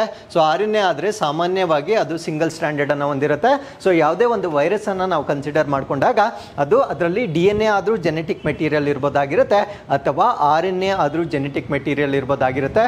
ಸೊ ಈ ಒಂದು ವೆಸ್ಟ್ ನೈಲ್ ಫೀವರ್ ಅನ್ನ ಉಂಟು ಮಾಡ್ತಕ್ಕಂಥ ಈ ಒಂದು ವೆಸ್ಟ್ ನೈಲ್ ವೈರಸ್ ಏನಿರುತ್ತೆ, ಸೊ ಅದರಲ್ಲಿರ್ತಕ್ಕಂಥ ವೈರಸ್ ಯಾವ ರೀತಿಯದ್ದು ಅಂದ್ರೆ ಅದು ಕಂಪಲ್ಸರಿ ಏನಾಗಿರುತ್ತೆ ಅಂದ್ರೆ RNA ಆಗಿರುತ್ತೆ. ಸೊ ಈ ಒಂದು RNA ಸಿಂಗಲ್ ಸ್ಟ್ರಾಂಡ್ ಅಥವಾ ಏಕ ಸುರುಳಿಯನ್ನ ಹೊಂದಿರತಕ್ಕಂಥ RNA ಅನ್ನ ನಾವಿಲ್ಲಿ ಗಮನಿಸಬಹುದಾಗಿರುತ್ತೆ. ಹಾಗಿದ್ರೆ ಸೊ ವೆಸ್ಟ್ ನೈಲ್ ಫೀವರ್ ಈಗ ಸುದ್ದಿಯಲ್ಲಿರ್ಲಿಕ್ಕೆ ಕಾರಣ ಏನು ಅಂದ್ರೆ ಸೊ ಈ ಒಂದು ಕೇಸಸ್ ಈಗ ಕೇರಳ ರಾಜ್ಯದಲ್ಲಿ ಜಾಸ್ತಿ ಆಗಿರುವ ಕಾರಣದಿಂದ ಸೊ ಇದು ಸುದ್ದಿಯಲ್ಲಿರ್ತಕ್ಕಂಥ ಒಂದು ವಿಷಯವಾಗಿರುತ್ತೆ. ಅದರಿಂದ ವೆಸ್ಟ್ ನೈಲ್ ಫೀವರ್ ಬಗ್ಗೆ ಬೇಸಿಕ್ ಇನ್ಫಾರ್ಮೇಶನ್ ಅನ್ನ ನಾವಿಲ್ಲಿ ಕಲೆಕ್ಟ್ ಮಾಡ್ತಾ ಬರೋಣ. ಸೊ ಈ ಕಾಯಿಲೆಯನ್ನು ನಾವೇನಂತ ಕರಿತೀವಿ ಅಂದ್ರೆ ವೆಸ್ಟ್ ನೈಲ್ ಫೀವರ್ ಅಂತ ಕರಿತೇವೆ. ಸೊ ಇದನ್ನ ಉಂಟು ಮಾಡತಕ್ಕಂಥ ವೈರಸ್ ಅನ್ನ ನಾವು ವೆಸ್ಟ್ ನೈಲ್ ವೈರಸ್ ಅಂತ ಕರಿತೇವೆ. ಸೊ ಇದು ಯಾರಿಂದ ಸ್ಪ್ರೆಡ್ ಆಗುತ್ತೆ ಅಂದ್ರೆ ಫೀಮೇಲ್ ಮಸ್ಕಿಟೋಸ್ ಅಂದ್ರೆ ಇನ್ಫೆಕ್ಟೆಡ್ ಮಸ್ಕಿಟೋಸ್ ಇಂದ ಇದು ಒಬ್ಬರಿಂದ ಇನ್ನೊಬ್ಬರಿಗೆ ಸ್ಪ್ರೆಡ್ ಆಗ್ತಕ್ಕಂಥ ಒಂದು ಕಾಯಿಲೆ ಆಗಿರುತ್ತೆ. ಸೊ ಈ ಒಂದು ವೈರಸ್ ಅಲ್ಲಿ ಇರ್ತಕ್ಕಂಥ RNA ಸೊ ನಾವು ಆಗ್ಲೇ ಪ್ರಶ್ನೆಯಲ್ಲೇ ಡಿಸ್ಕಸ್ ಮಾಡಿದ್ದೇವೆ ಸಿಂಗಲ್ ಸ್ಟ್ರಾಂಡೆಡ್ RNA ವೈರಸ್ ಆಗಿರುತ್ತೆ. So it belongs to flavivirus genus ಅಂದ್ರೆ ಫ್ಲೇವಿ ವೈರಸ್ ಕುಲಕ್ಕೆ ಸಂಬಂಧಪಟ್ಟಿರ್ತಕ್ಕಂಥ ಒಂದು ವೈರಸ್. ಆ ಒಂದು ವೈರಸ್ ಅಲ್ಲಿ ಸಿಂಗಲ್ ಸ್ಟ್ರಾಂಡ್ ಅಥವಾ ಏಕ ಸುರುಳಿಯನ್ನ ನೋಡಬಹುದಾಗಿರುತ್ತೆ. ಏಕ ಸುರುಳಿಯನ್ನ ಹೊಂದಿರತಕ್ಕಂಥ ಜೆನೆಟಿಕ್ ಇನ್ಫಾರ್ಮೇಶನ್ RNA ಆಗಿರುತ್ತೆ. ಸೊ ಈ ರೀತಿಯ ವೈರಸ್ ಅನ್ನ ನಾವು ವೆಸ್ಟ್ ನೈಲ್ ಫೀವರ್ ವೈರಸ್ ಅಂತ ಕರಿತೇವೆ. ಸೊ ಈ ಒಂದು ವೆಸ್ಟ್ ನೈಲ್ ಫೀವರ್ ಹೆಂಗ್ ಟ್ರಾನ್ಸ್ಮಿಟ್ ಆಗುತ್ತೆ ಅಂತ ನಾನು ಆಲ್ರೆಡಿ ಹೇಳಿದ್ದೇನೆ. ಮಸ್ಕಿಟೋ ಬೋರ್ನ್ ಡಿಸೀಸ್ ಆಗಿರುತ್ತೆ ಅಂದ್ರೆ ಸೊಳ್ಳೆಯ ಕಡಿತದಿಂದ ಬರ್ತಕ್ಕಂಥ ಒಂದು ಕಾಯಿಲೆ ಆಗಿರುತ್ತೆ. ಆ ಒಂದು ಸೊಳ್ಳೆ ಪರ್ಟಿಕ್ಯುಲರ್ ಆಗಿ ಯಾವುದು ಅಂತ ಕೇಳಿದಾಗ ಕ್ಯುಲೆಕ್ಸ್ ಮಸ್ಕಿಟೋ ಅಂತ ನಮಗೆ ಗೊತ್ತಿರಬೇಕಾಗಿರುತ್ತೆ. ಸೊ ಈ ಒಂದು ಕ್ಯುಲೆಕ್ಸ್ ಮಸ್ಕಿಟೋ ಏನಿರುತ್ತೆ ಸೊ ಇದರಲ್ಲಿ ನಾವು ವೆಸ್ಟ್ ನೈಲ್ ಫೀವರ್ ಅನ್ನ ನಾವು ನೋಡಬಹುದಾಗಿರುತ್ತೆ ಅಥವಾ ಆ ವೈರಸ್ ಅನ್ನ ನೋಡಬಹುದಾಗಿರುತ್ತೆ. ಸೊ ಈ ಒಂದು ವೈರಸ್ ಎಲ್ಲಿ ಸ್ಟೋರ್ ಆಗಿರುತ್ತೆ, ಯಾಕಂದ್ರೆ ಮಸ್ಕಿಟೋದಲ್ಲಿ ಅದು ಸ್ಟೋರ್ ಆಗಿರೋದಿಲ್ಲ. ಮಸ್ಕಿಟೋ ಏನ್ ಮಾಡುತ್ತೆ ಅಂದ್ರೆ ಸೊ ಒಬ್ಬರಿಂದ ಇನ್ನೊಬ್ಬರಿಗೆ ಈ ಒಂದು ವೈರಸ್ ಅನ್ನ ಕ್ಯಾರಿ ಮಾಡುತ್ತೆ. ಬಟ್ ಈ ಒಂದು ವೈರಸ್ ಯಾವ ಪ್ರಾಣಿಯಲ್ಲಿರುತ್ತೆ ಅಂದ್ರೆ ಸಾಮಾನ್ಯವಾಗಿ ಬರ್ಡ್ಸ್ ಅಲ್ಲಿ ಇರುತ್ತೆ, ಅಂದ್ರೆ ಪಕ್ಷಿಗಳಲ್ಲಿ ನಾವು ಈ ಒಂದು ವೈರಸ್ ಅನ್ನ ನೋಡಬಹುದಾಗಿರುತ್ತೆ. ಸೊ ಈ ಒಂದು ಪಕ್ಷಿಗಳನ್ನ ಬೈಟ್ ಮಾಡಿರ್ತಕ್ಕಂಥ ಆ ಮಸ್ಕಿಟೋ ನಮ್ಮ ನಮ್ಮನ್ನ ಬಂದು ಬೈಟ್ ಮಾಡಿದಾಗ ಏನಾಗುತ್ತೆ ಅಂದರೆ ಸೊ ಆ ಒಂದು ವೈರಸ್ ನಮಗೂ ಕೂಡ ಸ್ಪ್ರೆಡ್ ಆಗುತ್ತೆ. ಅದಾದಮೇಲೆ ನಮ್ಮಲ್ಲಿ ಈ ಒಂದು ವೆಸ್ಟ್ ನೈಲ್ ಫೀವರ್ ಕಾಯಿಲೆಯನ್ನು ಬರ್ತಕ್ಕಂಥದ್ದನ್ನು ನಾವಿಲ್ಲಿ ಗಮನಿಸಬಹುದಾಗಿರುತ್ತೆ. ಸೊ ಈ ಒಂದು ಕಾಯಿಲೆ ಬಂದಾಗ 80% ಆಫ್ ದಿ ಕೇಸಸ್ಗಳಲ್ಲಿ ಯಾವುದೇ ರೋಗ ಲಕ್ಷಣಗಳು ಅಥವಾ ಸಿಂಪ್ಟಮ್ಸ್ ಇರೋದಿಲ್ಲ. ಕೇವಲ 20% ಪಾಪ್ಯುಲೇಷನ್ ಅಲ್ಲಿ ಮಾತ್ರ ನಾವು ಸಿಂಪ್ಟಮ್ಸ್ ಅನ್ನ ಫೈಂಡ್ ಔಟ್ ಮಾಡಬಹುದಾಗಿರುತ್ತೆ. ಸೊ ಲೆಸ್ ದೆನ್ 1% ಪಾಪ್ಯುಲೇಷನ್ ಮಾತ್ರ ಇದು ಸೀರಿಯಸ್ ಆಗುತ್ತೆ. ಅಂದರೆ ಕೇವಲ 1% ಪಾಪ್ಯುಲೇಷನ್ ಅಲ್ಲಿ ಮಾತ್ರ ಸೊ ಈ ಒಂದು ಕಾಯಿಲೆಯಿಂದ ಗಂಭೀರ ಪರಿಸ್ಥಿತಿಗಳನ್ನು ಅವರು ಫೇಸ್ ಮಾಡಬೇಕಾಗಿರುತ್ತೆ. 99% ಆಫ್ ದಿ ಕೇಸಸ್ ಕ್ಯೂರ್ ಆಗ್ತಕ್ಕಂಥ ಸಾಧ್ಯತೆಯನ್ನು ನಾವು ನೋಡ್ಬೋದಾಗಿರುತ್ತೆ. ಹಾಗಿದ್ರೆ ಸಿವಿಯರ್ ಆದಾಗ ಬರ್ತಕ್ಕಂಥ ಪ್ರಾಬ್ಲಮ್ಸ್ ಯಾವ್ದು ಅಂದರೆ ಎನ್ಸೆಫಲೈಟಿಸ್ ಮತ್ತು ಮೆನಿಂಜೈಟಿಸ್ ಅಂತ ಕರಿತೇವೆ. ಎನ್ಸೆಫಲೈಟಿಸ್ ಅಂದರೆ ನಮ್ಮ ಬ್ರೈನ್ಸ್ ಫೇಲ್ ಆಗ್ತಕ್ಕಂಥದ್ದು. ಮೆನಿಂಜೈಟಿಸ್ ಅಂದರೆ ನಮ್ಮ ಬ್ರೈನ್ ಏನಿರುತ್ತೆ ಸೊ ನಮ್ಮ ಮೆದುಳಿನ ಸುತ್ತ ಒಂದು ಪ್ರೊಟೆಕ್ಟಿವ್ ಲೇಯರ್ ಇರುತ್ತೆ, ಅದನ್ನು ನಾವು ಮೆನಿಂಜಸ್ ಅಂತ ಕರಿತೇವೆ. ಆ ಮೆನಿಂಜಸ್ ಸ್ವೆಲ್ ಆಗೋದನ್ನ ನಾವೇನಂತ ಕರಿತೀವಿ ಅಂದರೆ ಮೆನಿಂಜೈಟಿಸ್ ಅಂತ ಕರಿತೇವೆ. ಸೊ ಇದು ಎಕ್ಸ್ಟ್ರೀಮ್ ಕೇಸಸ್ಗಳಲ್ಲಿ ಅಂದರೆ ತುಂಬ ಸಿವಿಯರ್ ಆಗಿ ಇನ್ಫೆಕ್ಟ್ ಆದಾಗ ಸೊ ಈ ರೀತಿಯ ಕಂಡೀಷನ್ಸ್ ಅನ್ನು ನಾವು 1% ಕೇಸಸ್ ಅಲ್ಲಿ ನೋಡ್ಬೋದಾಗಿರುತ್ತೆ. So with this let's get into question number 5. ಕೃತಕ ಬುದ್ಧಿಮತ್ತೆಗೆ ಸಂಬಂಧಿಸಿದಂತೆ AGI ಏನನ್ನು ಸೂಚಿಸುತ್ತದೆ? What does AGI stand for in the context of artificial intelligence? So artificial intelligence ಕಾಂಟೆಕ್ಸ್ನಲ್ಲಿ AGIನ ವಿಸ್ತೃತ ರೂಪ ಏನು ಅನ್ನೋದು ನಮ್ಮ ಪ್ರಶ್ನೆ ಆಗಿರುತ್ತೆ. ಸೊ ಈ ಪ್ರಶ್ನೆಗೆ ಸರಿಯಾದ ಉತ್ತರ ಆರ್ಟಿಫಿಷಿಯಲ್ ಜನರಲ್ ಇಂಟೆಲಿಜೆನ್ಸ್ ಅಂತ ನಮಗೆ ಗೊತ್ತಿರಬೇಕಾಗಿರುತ್ತೆ.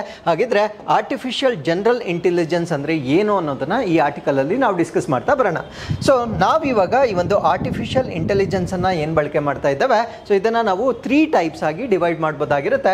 ಸೊ ನಾವು ಪ್ರಸ್ತುತವಾಗಿ ಬಳಕೆ ಮಾಡ್ತಾ ಇರ್ತಕ್ಕಂಥ ಆರ್ಟಿಫಿಷಿಯಲ್ ಇಂಟೆಲಿಜೆನ್ಸ್ ಅನ್ನು ನಾವು ANI ಅಂತ ಕರಿತೇವೆ. ANI ಅಂದರೆ ಆರ್ಟಿಫಿಷಿಯಲ್ ನ್ಯಾರೋ ಇಂಟೆಲಿಜೆನ್ಸ್ ಅಂತ ಕರಿತೇವೆ. ಸೊ ನಾನು ಪ್ರಶ್ನೆಯಲ್ಲಿ ಕೊಟ್ಟಿದ್ದಂತಹ ಒಂದು ಆರ್ಟಿಫಿಷಿಯಲ್ ಇಂಟೆಲಿಜೆನ್ಸ್ ಅನ್ನು ನಾವು AGI ಅಂತ ಕರಿತೇವೆ. ಅದರರ್ಥ ಆರ್ಟಿಫಿಷಿಯಲ್ ಜನರಲ್ ಇಂಟೆಲಿಜೆನ್ಸ್ ಅಂತ ಕರಿತೇವೆ. ಸೊ ಇನ್ನೊಂದನ್ನು ನಾವು ASI ಅಂತ ಕರಿತೇವೆ. ಸೊ ಇದನ್ನು ನಾವು ಆರ್ಟಿಫಿಷಿಯಲ್ ಸೂಪರ್ ಇಂಟೆಲಿಜೆನ್ಸ್ ಅಂತ ಕರಿತೇವೆ. ಹಾಗಿದ್ರೆ ನಾವು ಬಳಕೆ ಮಾಡ್ತಾ ಇರ್ತಕ್ಕಂಥ ಪ್ರಸ್ತುತವಾಗಿ ಅಂದರೆ ಆಸ್ ಆಫ್ ನಾವು ಯೂಸ್ ಮಾಡ್ತಾ ಇರ್ತಕ್ಕಂಥ ಆರ್ಟಿಫಿಷಿಯಲ್ ಇಂಟೆಲಿಜೆನ್ಸ್ ಅನ್ನು ನಾವು ನ್ಯಾರೋ ಅಂತ ಕರಿತೇವೆ. ಕಾರಣ ಏನು ಅಂದರೆ ಇದು ಇನ್ನೂ ಕೂಡ ಹ್ಯೂಮನ್ ಬೀಯಿಂಗ್ಸ್ ಅಷ್ಟು ಪರ್ಫೆಕ್ಟ್ ಆಗಿರ್ತಕ್ಕಂಥ ಒಂದು ಔಟ್ಪುಟ್ ಅನ್ನು ನಮಗೆ ನೀಡೋದಿಲ್ಲ. ಅದಕ್ಕೆ ಇದನ್ನು ನಾವು ನ್ಯಾರೋ ಅಂತ ಕರಿತೇವೆ. ಸೊ ಅದು ಕೊಟ್ಟಿರ್ತಕ್ಕಂಥ ಔಟ್ಪುಟ್ಗಳಲ್ಲಿ ಸಾಕಷ್ಟು ಮಿಸ್ಟೇಕ್ಸ್ ಇರುತ್ತೆ. ಸೊ ಅದನ್ನು ಇನ್ನೂ ಕೂಡ ನಾವು ಹ್ಯೂಮನ್ಸ್ ಅನ್ನ ಬಳಕೆ ಮಾಡಿಕೊಂಡು ಅದನ್ನು ರೆಕ್ಟಿಫೈ ಮಾಡಬೇಕಾಗಿರುತ್ತೆ. ಬಟ್ ನಮ್ಮ ಕೆಲಸವನ್ನು ಸ್ವಲ್ಪ ಸಿಂಪ್ಲಿಫೈ ಮಾಡ್ತಾ ಇರ್ತಕ್ಕಂಥ ಒಂದು ಆರ್ಟಿಫಿಷಿಯಲ್ ಇಂಟೆಲಿಜೆನ್ಸ್ ಅನ್ನು ನಾವು ಆರ್ಟಿಫಿಷಿಯಲ್ ನ್ಯಾರೋ ಇಂಟೆಲಿಜೆನ್ಸ್ ಅಂತ ಕರಿತೇವೆ. ಸೊ ಇದರ ಮುಂದಿನ ರೂಪವನ್ನು ನಾವೇನಂತ ಕರಿತೀವಿ ಅಂದರೆ ಆರ್ಟಿಫಿಷಿಯಲ್ ಜನರಲ್ ಇಂಟೆಲಿಜೆನ್ಸ್ ಅಂತ ಕರಿತೇವೆ. ಸೊ ಇದಕ್ಕಿರ್ತಕ್ಕಂಥ ಒಂದು ಕೆಪಾಸಿಟಿ ಏನು ಅಂದರೆ compete with humans across all endeavours. ಅಂದರೆ ನಮಗೆಷ್ಟು ಬುದ್ಧಿಶಕ್ತಿ ಇದೆ ನಮ್ಮಷ್ಟೇ ಬುದ್ಧಿಶಕ್ತಿಯನ್ನು ಹೊಂದಿರತಕ್ಕಂಥ ಅಥವಾ ನಮ್ಮಲ್ಲಿ ಸ್ಪರ್ಧೆ ಅಥವಾ ನಮ್ಮ ಮೇಲೆ ಸ್ಪರ್ಧೆಯನ್ನು ಉಂಟು ಮಾಡಬಹುದಾಗಿರ್ತಕ್ಕಂಥ ಸಾಮರ್ಥ್ಯವನ್ನು ಹೊಂದಿರತಕ್ಕಂಥ ಒಂದು ಆರ್ಟಿಫಿಷಿಯಲ್ ಇಂಟೆಲಿಜೆನ್ಸ್ ಅನ್ನು ನಾವು ಆರ್ಟಿಫಿಷಿಯಲ್ ಜನರಲ್ ಇಂಟೆಲಿಜೆನ್ಸ್ ಅಂತ ಕರಿತೇವೆ. ಸೊ ಇದರ ಬಗ್ಗೆ ನಾವು ಡಿಸ್ಕಸ್ ಮಾಡಲಿಕ್ಕೆ ಕಾರಣ ಏನು ಅಂದರೆ ಪ್ರಾಬಬಲಿ ಬೈ 2040 2040 ವೇಳೆಗೆ ಸೊ ಈ ಒಂದು ಆರ್ಟಿಫಿಷಿಯಲ್ ಇಂಟೆಲಿಜೆನ್ಸ್ ಬಳಕೆಗೆ ಬರ್ತಕ್ಕಂಥ ಒಂದು ಸಾಧ್ಯತೆ ಇದೆ. ಸೊ ಆ ಒಂದು ಕಾರಣದಿಂದ ಇದ್ರ ಬಗ್ಗೆ ನಾವು ಡಿಸ್ಕಸ್ ಮಾಡ್ತಾ ಇದ್ದೇವೆ. ಸೊ ಈ ಒಂದು ಆರ್ಟಿಫಿಷಿಯಲ್ ಇಂಟೆಲಿಜೆನ್ಸ್ ಅನ್ನ ನಾವೇನಂತ ಕರಿತೀವಿ ಅಂದರೆ ಆರ್ಟಿಫಿಷಿಯಲ್ ಜನರಲ್ ಇಂಟೆಲಿಜೆನ್ಸ್ ಅಂತ ಕರಿತೇವೆ. It is a theoretical form of artificial intelligence that can perform any intellectual task that humans can do. ಅಂದರೆ ನಾವು ಮಾಡಬಹುದಾಗಿರ್ತಕ್ಕಂಥ ಇಂಟೆಲೆಕ್ಚುಯಲ್ ಟಾಸ್ಕ್ ಏನಿರುತ್ತೆ ಸೊ ಅಷ್ಟೇ ಸಾಮರ್ಥ್ಯವನ್ನು ಹೊಂದಿರತಕ್ಕಂಥ ಒಂದು ಕ್ರಿಯೆಯನ್ನು ಮಾಡ್ತಕ್ಕಂಥ ಕೇಪಬಿಲಿಟೀಸನ್ನು ಸೊ ಈ ಒಂದು ಆರ್ಟಿಫಿಷಿಯಲ್ ಜನರಲ್ ಇಂಟೆಲಿಜೆನ್ಸ್ ವತಿಯಿಂದ ನಾವು ನೋಡ್ಬೋದಾಗಿರುತ್ತೆ. ಸೊ ಇದು ಅನ್ಲೈಕ್ ನ್ಯಾರೋ AI ಅಂದರೆ ನಾವಿವಾಗ ಬಳಸ್ತಾ ಇರ್ತಕ್ಕಂಥ ನ್ಯಾರೋ AI ಏನಿರುತ್ತೆ ಸೊ ಅದಕ್ಕೆ ವ್ಯತಿರಿಕ್ತವಾಗಿ ಅಥವಾ ಅದಕ್ಕಿಂತ ಉತ್ತಮವಾಗಿ ಡಿಸೈನ್ಡ್ ಫಾರ್ ಸ್ಪೆಸಿಫಿಕ್ ಟಾಸ್ಕ್ ಅಂದರೆ ಒಂದು ನಿರ್ದಿಷ್ಟವಾದ ಟಾಸ್ಕ್ಗಳಿಗೆ ಈ ಒಂದು ಆರ್ಟಿಫಿಷಿಯಲ್ ಇಂಟೆಲಿಜೆನ್ಸ್ ಅನ್ನು ನಾವು ಬಳಕೆ ಮಾಡಬಹುದಾಗಿರುತ್ತೆ. So it has ability to learn, reason and solve problems and understand complex ideas. ಅಂದರೆ ಅದು ತಾರ್ಕಿಕತೆಯನ್ನು ಹೊಂದಿರುತ್ತೆ. ಸೊ ಅದಾದಮೇಲೆ ಅದಕ್ಕೊಂದು ಇಂಟೆಲೆಕ್ಟ್ ಇರುತ್ತೆ. ಸೊ ಅದಾದಮೇಲೆ ಕಾಂಪ್ಲಿಕೇಟೆಡ್ ಇಶ್ಯೂಸ್ ಇದ್ರೂ ಕೂಡ ಅದಕ್ಕೆ ಒಂದು ಸೊಲ್ಯೂಷನ್ ಅನ್ನು ಕೊಡ್ತಕ್ಕಂಥ ಒಂದು ಸಾಮರ್ಥ್ಯವನ್ನು ಈ ಒಂದು ಆರ್ಟಿಫಿಷಿಯಲ್ ಇಂಟೆಲಿಜೆನ್ಸ್ ಅಲ್ಲಿ ನಾವು ನೋಡ್ಬೋದಾಗಿರುತ್ತೆ. ಸೊ ಇದು it is rival to those of humans including reasoning problem solving, perception, learning and language comprehension. So ಇದರ ಡೆಫಿನೇಷನ್ ಏನು ಅಂದರೆ, ಇದಕ್ಕೆ ನಾವು ತಾರ್ಕಿಕತೆಯನ್ನು ನೋಡ್ಬೋದಾಗಿರುತ್ತೆ, ಸಮಸ್ಯೆಯನ್ನು ಪರಿಹರಿಸ್ತಕ್ಕಂಥ ಒಂದು ಸಾಮರ್ಥ್ಯವನ್ನು ಹೊಂದಿರುತ್ತೆ, ಯಾವುದೇ ವಿಷಯವನ್ನು ಗ್ರಹಿಸ್ತಕ್ಕಂಥ ಒಂದು ಕೆಪಾಸಿಟಿ ಇರುತ್ತೆ. ಸೊ ಕಲಿಕೆ ಮತ್ತು ಭಾಷಾ ಗ್ರಹಿಕೆ ಸೇರಿದಂತೆ ಮಾನವನ ಸಾಮರ್ಥ್ಯಗಳೇನಿರ್ತವೆ, ಸೊ ಅದಕ್ಕೆ ಪ್ರತಿಸ್ಪರ್ಧಿಯಾಗಿರ್ತಕ್ಕಂಥ ಒಂದು ಆರ್ಟಿಫಿಷಿಯಲ್ ಇಂಟೆಲಿಜೆನ್ಸನ್ನು ನಾವು AGI ಅಂತ ಕರಿತೇವೆ. ಸೊ ಇದರ ಪೊಟೆನ್ಷಿಯಲ್ ಅಥವಾ ಸಾಮರ್ಥ್ಯವನ್ನು ನಾವು ನೋಡೋದಾದರೆ, it can replicate human like cognitive abilities. Cognitive ಅಂದರೆ ಅದನ್ನೇ ನಾವು ಯೋಚನಾ ಸಾಮರ್ಥ್ಯ ಅಂತ ಕರಿತೇವೆ. ಸೊ ಈಗ ನಾವು ಬಳಕೆ ಮಾಡ್ತಾ ಇರ್ತಕ್ಕಂಥ ಒಂದು ಆರ್ಟಿಫಿಷಿಯಲ್ ಇಂಟೆಲಿಜೆನ್ಸ್ಗೆ ಈ ಒಂದು ಕಾಗ್ನಿಟಿವ್ ಫೀಚರ್ಸ್ ಇರೋದಿಲ್ಲ, ಅಂದರೆ ಯೋಚನೆಯನ್ನು ಮಾಡಿ ಸೊ ಅದು ಒಂದು ಔಟ್ಪುಟ್ಟನ್ನು ಕೊಡ್ತಕ್ಕಂಥ ಸಾಮರ್ಥ್ಯ ಇರೋದಿಲ್ಲ. ತನ್ನಲ್ಲಿ ಏನು ಡೇಟಾ ಸ್ಟೋರ್ ಆಗಿದೆ ಅದರ ಆಧಾರದ ಮೇಲೆ ನಮಗೆ ರಿಪ್ಲೇಸನ್ನು ಕೊಡ್ತಾ ಇರುತ್ತೆ. ಬಟ್ ಆರ್ಟಿಫಿಷಿಯಲ್ ಜನರಲ್ ಇಂಟೆಲಿಜೆನ್ಸ್ ಬಂದಾಗ ಅದು ನಮ್ಮ ರೀತಿಯಲ್ಲೇ ಕಾಗ್ನೇಟಿವ್ ಆಗಿ ಯೋಚನೆ ಮಾಡಿ ತರ್ಕಬದ್ಧವಾಗಿ ನಿರ್ಧಾರಗಳನ್ನು ತಿಳಿಸ್ತಕ್ಕಂಥ ಒಂದು ಸಾಮರ್ಥ್ಯವನ್ನು ಸೊ ಈ ಒಂದು ಆರ್ಟಿಫಿಷಿಯಲ್ ಜನರಲ್ ಇಂಟೆಲಿಜೆನ್ಸ್ ಅಲ್ಲಿ ನಾವು ನೋಡ್ಬೋದಾಗಿರುತ್ತೆ. ಸೊ ಪ್ರಸ್ತುತವಾಗಿ ಇದೊಂದು ಹೈಪೋಥೆಟಿಕಲ್ ಕಾನ್ಸೆಪ್ಟ್ ಆಗಿರುತ್ತೆ, ಅಂದರೆ ಅದೊಂದು ಕಾಲ್ಪನಿಕವಾಗಿರುತ್ತೆ. ಸೊ ಇನ್ನೂ ಕೂಡ ಪ್ರಾಕ್ಟಿಕಲಿ ಅದನ್ನು ನಾವಿನ್ನೂ ಡೆವಲಪ್ ಮಾಡಿಲ್ಲ. ಸೊ ಅದಕ್ಕೆ ನಾನು ಮುಂಚೆನೇ ಹೇಳಿದ್ದು, ಇದು 2040 ಅಷ್ಟೊತ್ತಿಗೆ ಇದನ್ನು ಡೆವಲಪ್ ಮಾಡ್ತಕ್ಕಂಥ ಒಂದು ಸಾಧ್ಯತೆ ಇದೆ. ಸೊ ಈ ಒಂದು ಆರ್ಟಿಫಿಷಿಯಲ್ ಜನರಲ್ ಇಂಟೆಲಿಜೆನ್ಸ್ ಇಂದ ನಮಗಾಗಬಹುದಾಗಿರ್ತಕ್ಕಂಥ ಪ್ರಾಬ್ಲಮ್ಸ್ ಏನು? ಯಾಕಂದರೆ ಸೊ ನಾವು ಆರ್ಟಿಫಿಷಿಯಲ್ ಇಂಟೆಲಿಜೆನ್ಸ್ ಒಂದು ಕಡೆ ಅದರಿಂದ ನಾವು ಸಾಕಷ್ಟು ಬೆನಿಫಿಟ್ಸ್ ಅನ್ನ ರೀಪ್ ಮಾಡಿದ್ರು ಕೂಡ, ಸೊ ಯಾವುದೇ ಒಂದು ಟೆಕ್ನಾಲಜಿ ಆಗಿರ್ಬೋದು ಅದರಲ್ಲಿ ಯೂಸಸ್ ಕೂಡ ಇರುತ್ತೆ, ಅದರಿಂದ ನಾವು ಡಿಸ್ಅಡ್ವಾಂಟೇಜಸ್ ಅನ್ನು ಕೂಡ ಫೇಸ್ ಮಾಡಬೇಕಾಗಿರುತ್ತೆ. ಹಾಗಿದ್ರೆ ಆರ್ಟಿಫಿಷಿಯಲ್ ಜನರಲ್ ಇಂಟೆಲಿಜೆನ್ಸ್ ಇಂದ ಆಗ್ಬೋದಾಗಿರ್ತಕ್ಕಂಥ ಪ್ರಾಬ್ಲಮ್ಸ್ ಏನು? First thing is ethical concerns. So ethical issues such as job loss, privacy, security and potential misuse of technology. Obviously so ನಾವು ಇಷ್ಟು ಬುದ್ಧಿವಂತವಾಗಿರ್ತಕ್ಕಂಥ ಕೃತಕ ಬುದ್ಧಿಮತ್ತೆಯನ್ನು ನಾವೇನಾದರೂ ಡೆವಲಪ್ ಮಾಡಿದಾಗ ಉದ್ಯೋಗ ನಷ್ಟವನ್ನು ನಾವು ಮ್ಯಾಸಿವ್ ಸ್ಕೇಲಲ್ಲಿ ನೋಡ್ಬೋದಾಗಿರುತ್ತೆ. ಸೊ ಈಗ ಡೆವಲಪ್ ಆಗಿರ್ತಕ್ಕಂಥ ನ್ಯಾರೋ ಆರ್ಟಿಫಿಷಿಯಲ್ ಇಂಟೆಲಿಜೆನ್ಸಲ್ಲೇ there are many jobs lost, because ಇವು ರಿಪಿಟೇಟಿವ್ ಟಾಸ್ಕ್ ಏನಿರುತ್ತೆ ಅದನ್ನು ಆರಾಮಾಗಿ ಮಾಡ್ಬೋದಾಗಿರ್ತಕ್ಕಂಥ ಆರ್ಟಿಫಿಷಿಯಲ್ ಇಂಟೆಲಿಜೆನ್ಸ್ ಆಗಿರುತ್ತೆ. ಸೊ ಅದಾದಮೇಲೆ ನಮ್ಮ ಸೆಕ್ಯೂರಿಟಿ ಅಥವಾ ಗೌಪ್ಯತೆಗೆ ತುಂಬ ತೊಂದರೆಗಳಾಗುತ್ತೆ. ಭದ್ರತೆ ಮತ್ತು ಈ ಒಂದು ತಂತ್ರಜ್ಞಾನ ಏನಿರುತ್ತೆ ಸೊ ಅದು ದುರುಪಯೋಗ ಆಗ್ತಕ್ಕಂಥ ಸಾಧ್ಯತೆಗಳನ್ನು ನಾವು ಈ ಒಂದು ನೈತಿಕ ಕಳವಳಗಳು ಅಥವಾ ಎಥಿಕಲ್ ಇಶ್ಯೂಸ್ನಲ್ಲಿ ನಾವು ಇದನ್ನು ಕನ್ಸಿಡರ್ ಮಾಡ್ಬೋದಾಗಿರುತ್ತೆ. ಸೊ ಅದಾದಮೇಲೆ ಎಕ್ಸಿಸ್ಟೆನ್ಷಿಯಲ್ ರಿಸ್ಕ್ ಅಂತ ಕರಿತೇವೆ. ಸೊ ಇದರ ಅರ್ಥ ಏನು ಅಂದರೆ, potential existential risk featuring that it could surpass human intelligence and become uncontrollable. ಅಂದರೆ ಸೊ ಇದು ನಮ್ಮ ಬುದ್ಧಿವಂತಿಕೆ ಏನಿರುತ್ತೆ, ಮಾನವನ ಬುದ್ಧಿವಂತಿಕೆ ಏನಿರುತ್ತೆ ಸೊ ಅದನ್ನೂ ಕೂಡ ಮೀರಿಸಬಹುದಾಗಿರುತ್ತೆ.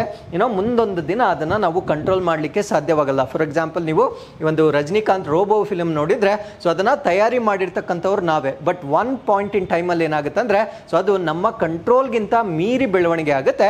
ಸೊ ಆ ರೀತಿಯಾಗಿ ಈ ಒಂದು ಜನರಲ್ ಇಂಟೆಲಿಜೆನ್ಸ್ ಅಂತಕ್ಕಂಥದ್ದು ಹ್ಯೂಮನ್ ಇಂಟೆಲಿಜೆನ್ಸ್ ಅನ್ನ ಮೀರಬಹುದಾಗಿರ್ತಕ್ಕಂಥ ಒಂದು ಟೆಕ್ನಾಲಜಿಯಾಗಿ ನಾವು ಇದನ್ನು ಕನ್ಸಿಡರ್ ಮಾಡ್ಬೋದಾಗಿರುತ್ತೆ. So with this let's get into question number 6.